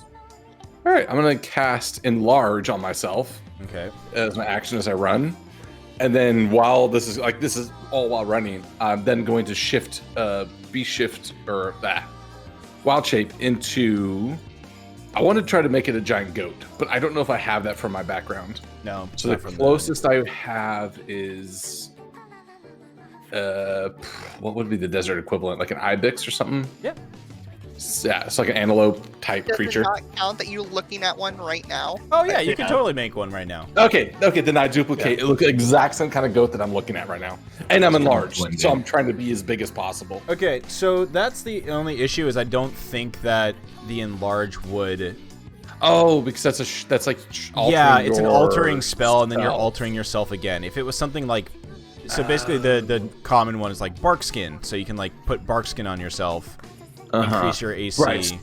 But if someone Interestingly, I casts, think it would work the other way, though. but if someone casts You- enlarge on me while it's already the creature, Yep. then I get bigger. Yeah. Yep, Gotcha. exactly. Yeah. Okay. In that case, I'm not going to cast a spell. If that's clear, so I'm just going to turn into, I'll just turn into the goats, and I'm actually going to use my action then to dash. So I'm gone. I'm out of there. Okay. They are now confused. As you dash out of there, I'll leave you where you are right now. But Yeah, you are but I'm about just to dash. from what you guys see, I'm just running off into the woods, essentially. All right. Well, Voda, it is your turn. The goats are still angry. So they're all focused on Zug, right? They are currently focused on Zug. But now you look and you can see that they are confused, mainly because Zug disappeared, and as druids do when you shapeshift, the items upon you disappear with you. So the sickle that he was holding is now gone, and now the goat just disappears. So they are angrily just like looking around now. I would actually say they are now focused right on you, Voda, because the one in front of you is now angrily looking in your direction. Okay. I can probably make the assumption that they were looking for the sickle. Uh-huh. Okay. I am... You see another one right in front of you, by the way. A sickle. Yes. At the other sickle, the one furthest away, Yep. I'm gonna create a tentacle. Oh, nice. Just like on top of it. Yeah, and I'm going to have it... Can I have it as its action? Can I have it pick it up? Oh, absolutely. Yeah. Okay. Then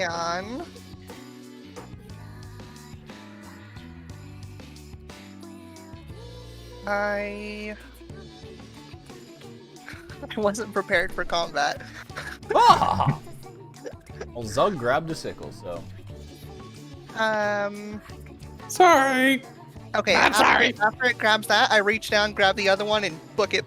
Okay, yeah. We're just on the lamb. Do Perfect. it. So you grab. So both of them are now in possession. All three sickles are now in possession of somebody. You God. get a attack of opportunity from Yeah. the giant goat as it swings at you. Let me make sure this is gonna work. Ram. Donk. A 10 to miss. Okay, great. Yeah. Nutmeg, you are up. Actually, I don't know. I think Velka probably is before Wait. Nutmeg. Can we go back Yeah, for a probably. second? Oh, never mind. It's a bonus action. Never mind. I was gonna bunny hop, but it's a bonus action. I already used it. I believe Velka should be before Nutmeg.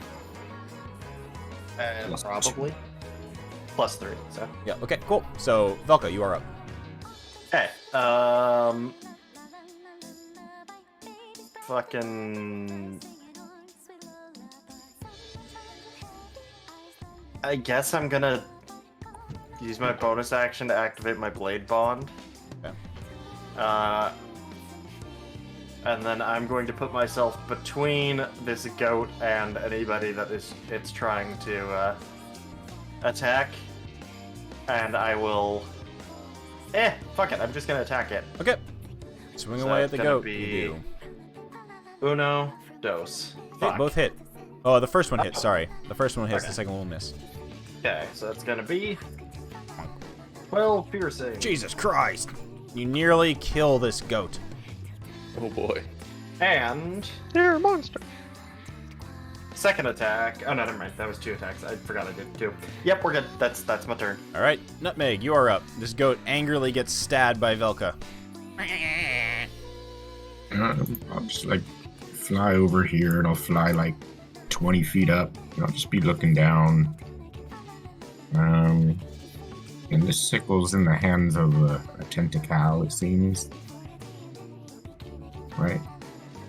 We got tentacle. One is here, Tentacle is over there. and then oh no, that one's in tentacle. Voda's got the other one. Yeah, Okay, Voda's okay, got. okay. I've moved the other one next to Voda. Okay. The other one, there's a tentacle just holding onto it. Gotcha. I guess I'll use one of my most powerful weapons and I'll whip out the sham and I'm just gonna smack him with it. Cool. Shonk, 9. Shonk. 9 will miss, unfortunately. Alright, I'll just sit there hovering. Okay, sounds good. I'd totally hit you if I wasn't high. All right, Rosin, you Yeah, are I up. floated too high. Too close to the sun. Icarus. What is the question?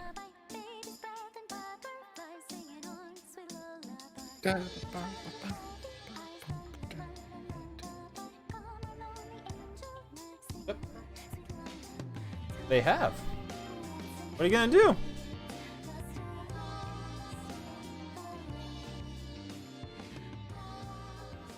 Yes.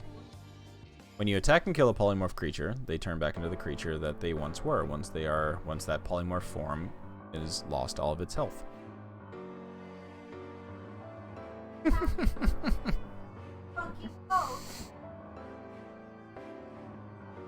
Okay, so you yell that.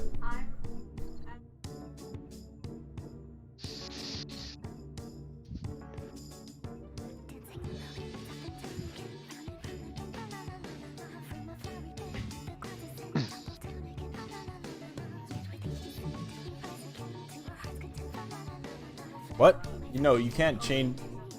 Doug's run off into the fucking forest with. He does have a sickle somewhere on him. It's there. yeah, somewhere. it's druid shaped onto my body somehow. Can't see the sickle.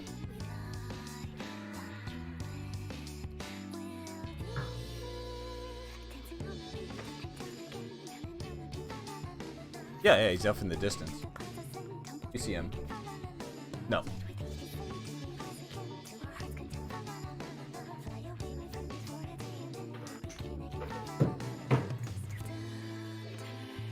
If you fly up and move, maybe?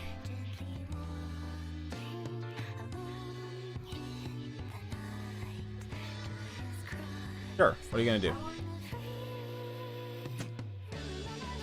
Alright, so you're gonna enlarge reduce. Great. So you're gonna get enlarge reduced, Zug. Oh shit! This is a bigger goat now. Yeah. So it's like I the goat's guess. like ah! Are you enlarging him or reducing him?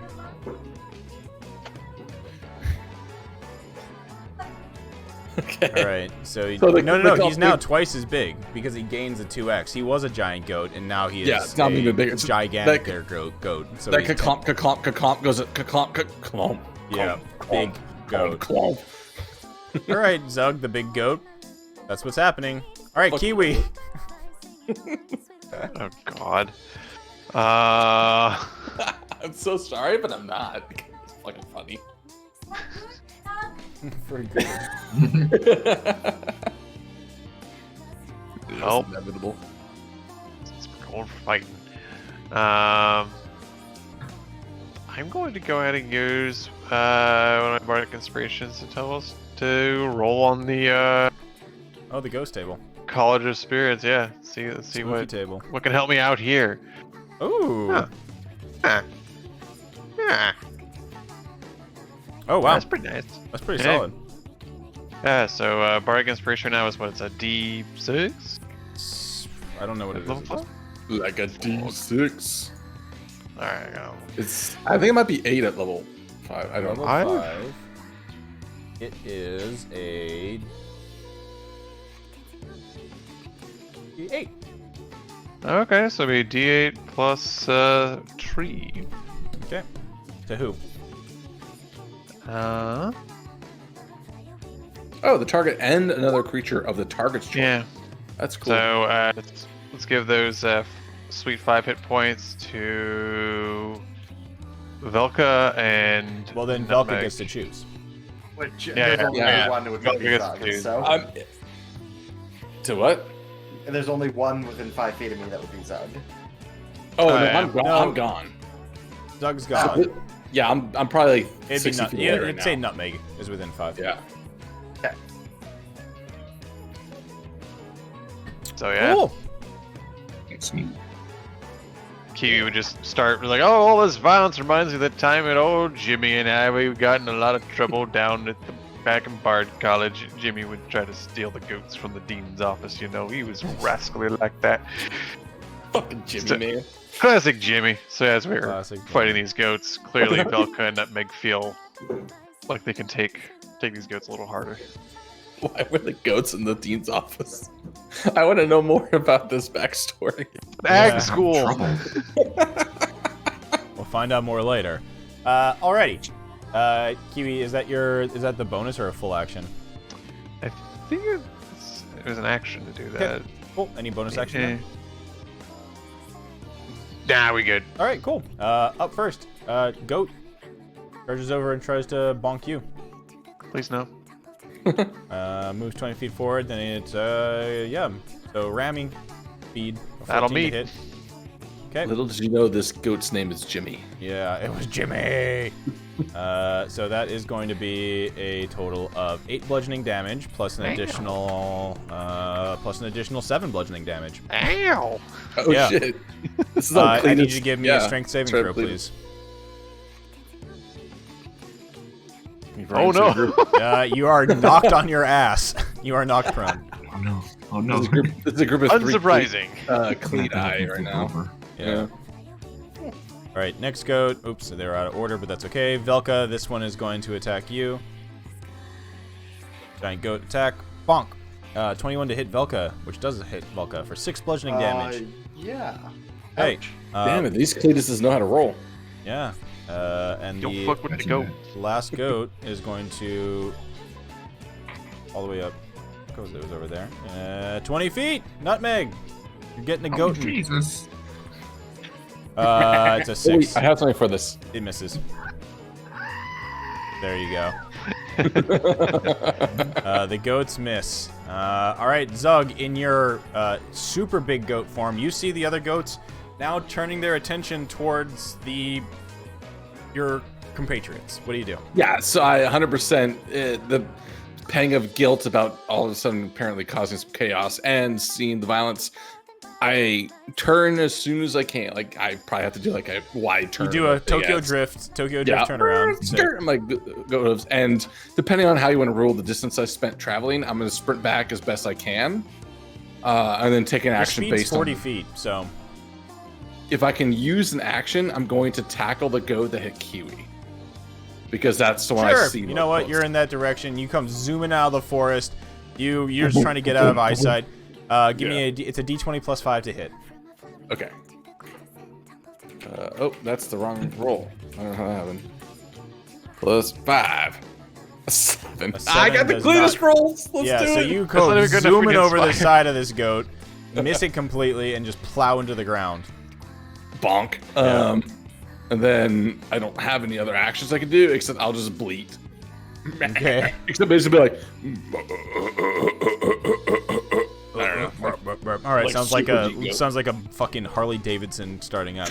All right, Voda, your tentacle is out. You are in possession of another sickle. There's angry goats all around. They are bleeding angrily, or they are making angry noises. And Zug has come back as a very, very large goat. He is like this big, technically. that's right. Technically, you are huge in size. That's also with that icon is terrifying. I love it.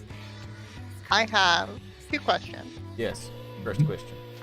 1, can I move my tentacle while still holding the sickle? Of course. Okay. 2, can it use the sickle as a weapon? Sure. Why not? I know exactly what this is. It's cosmic horror communism. Yep. Okay, so it's gonna move down 5 feet and hit the one that was attacking Velka. Okay. Communism. So just give me, what is its attack thing? It's, The tentacle is when you create the tentacle on a 2d8 hit. damage. Yeah. 1d8. So. or 1d8. At 10th level is 2d8. Okay. So, I mean, just, it's using the sickle, but it would still do the 1d8 damage. Fine. So just do a tentacle attack. Boom. Hentai hits. Give me that 1d8. Hentai's We'll do always a 1d8 hit. plus 1. Huzzah! Okay, 5 damage. This goat bleats its last bleat and turns back into a red cap. It probably worse. Boink! Back into a red cap. And the first thing that red cap says is, Oi, who fucking has my weapon? This isn't fair. You stole my weapon. No! I immediately almost start to give it back. Give it. I can't do anything. he just sits there stomping. Not fair. Okay. Resist having the furry face Voda, behind what the, you still have, arrow and that's sickle its there, huh? bonus action, I believe, is to do the attack? That was a bonus action, yeah. Okay.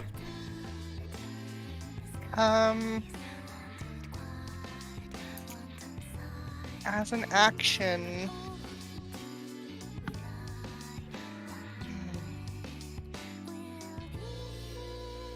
I guess I'm just gonna drop the sickle Okay. and Eldritch Blast. Very nice. Okay, hits They it. did the thing. Against which one? The one next to Kiwi. Okay, that blasts it. Very good. 3 force damage. Alright. That one blasts backwards. Okay. Anything else? I think that's it, yeah? That should be it, yes. Great.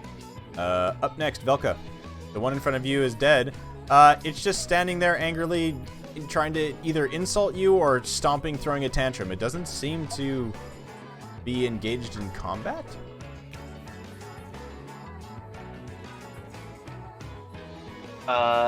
I will tell him to scram. Give me a persuasion check with advantage. Yep.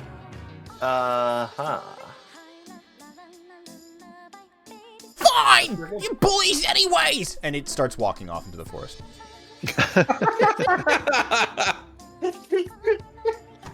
Nice. And the tentacle gives its best version of a thumbs up. Just okay. All right. I will do rapier attack. Great. Not at advantage, an 11. That will hit.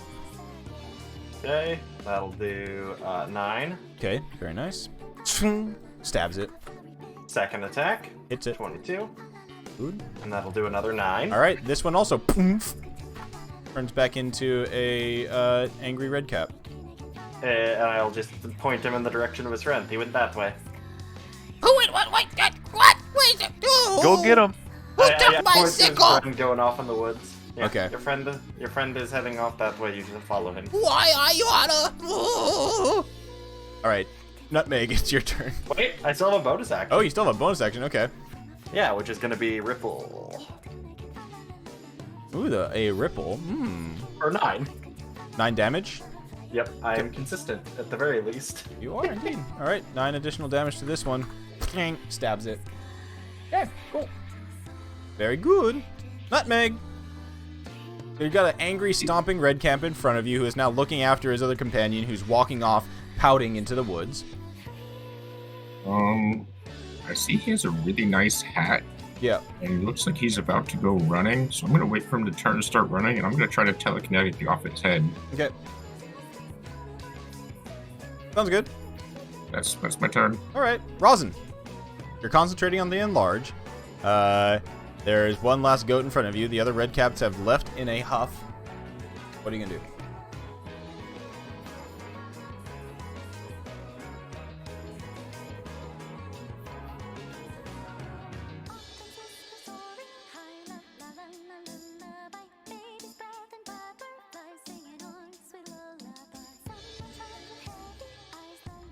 Okay.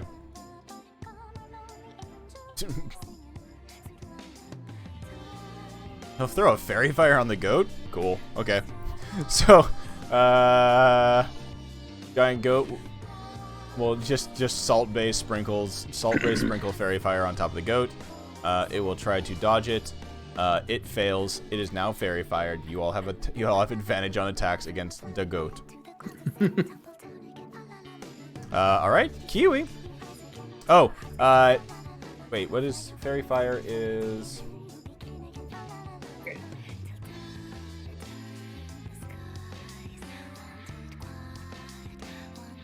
All right, Zug goes back down to his normal giant goat size. Yep, it's concentration. Then no. Oh, Zug goes stay big again. Okay, what are you gonna do?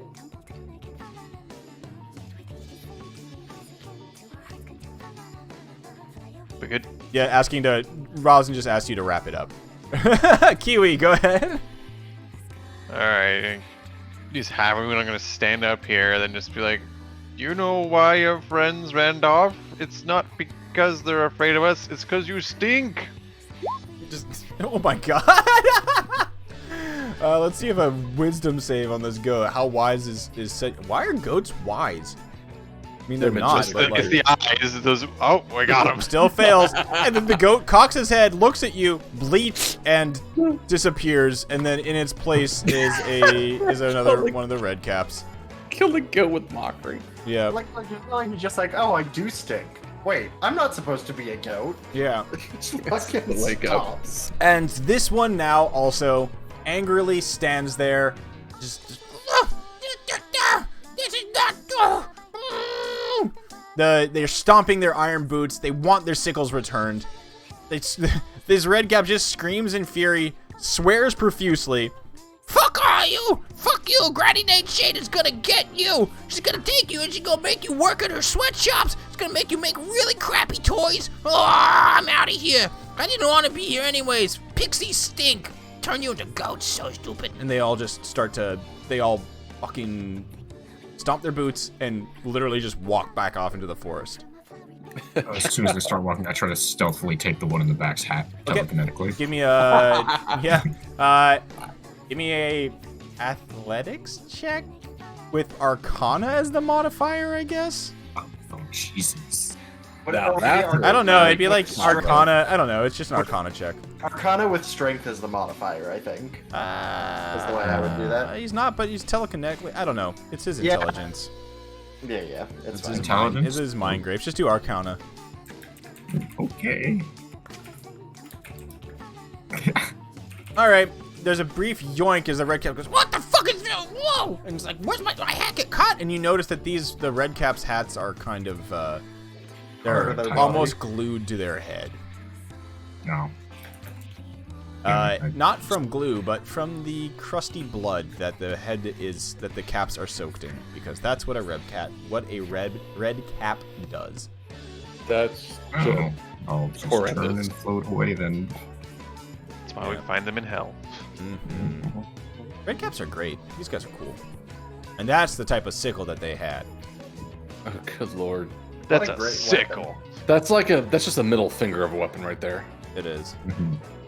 And as the red caps disappear, a loud cheer rises from the tree as a bunch more of these pixies all kind of swarm out of there and all appear. Like, actually, 21 more pixies appear. And they all cheer and start, like, flying around you and are extremely happy with what you did. Fern Gully moment. Yeah, it is a Fern Gully moment. And as they, and because of you dealing with this shit, they pass on some information to you. So, But I'm staying as a giant goat, by the way. I'm just chewing on a tree right now. So the last little bits here before we break for the night, because you did this. Pixies share this information. One of them says, The redcaps started appearing when Granny Nightshade took over the forest. Like, I think she creates them, and they have absolutely no redeeming qualities. Another one pipes up, I think Granny Nightcap actually grows the redcaps in a garden near her tree, which is in a fallen tree. It spans over some sort of ravine. I think it's like 500 miles? No, that's stupid. It can't be 500 miles. It's much closer than that. It's like 1 mile. No, it's not. It's 20 miles. They just start arguing about the distance. They have no idea how far away or close it is. And the last one comes down, who seems to be the leader, and just kind of bows and says, This tree is called the Grandfather Oak, and it's where we built our village. It's sickened by the hag's presence. Granny Nightshade is making it sick. If you rid Thither of Granny Nightshade, you can return our tree to good health and save our village. You sure? We'll do what we can. In the background. What do we get in return? Our everlasting, thanks. I don't know. We'll find you something. Maybe the squirrels can find something out there. There's not much nearby. All right. Deal. all right. So, as Zug returns back to his normal size, into goat normal size, and then, I don't know if you want to stay as goat. I'll drop his, when that goes away, I was enjoying my giant goatness, but I'll return to myself now. Very nice. You make your way away from the Grandfather Oak, slowly push through the woods. Once again, the towering other trees and oaks around you. And very soon, in the distance you can see a large tree rising up amongst the others, and the sound of children playing. Happily playing. Erica just like, children! The sound of children happily laughing and playing. And then suddenly something bursts out of the bushes next to you. And with a low, like, it jumps on.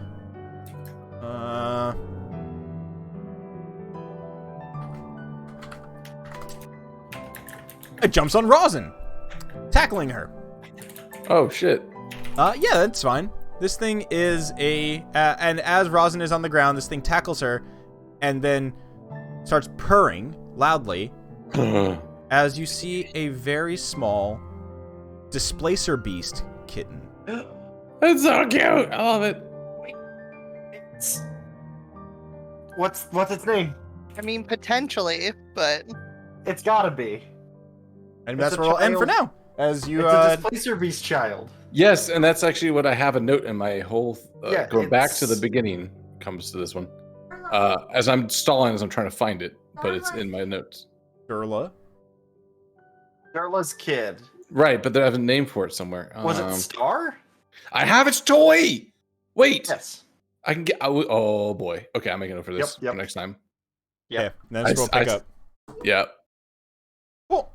Hopefully that's what it is. Yeah, and so you are tackled by a little kitten, or not even kitten. I mean, it's big enough to tackle, so it's not a kitten.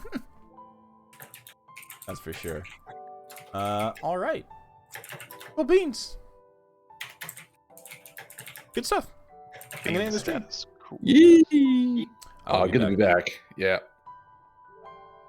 All right. Ending the theme, and everybody.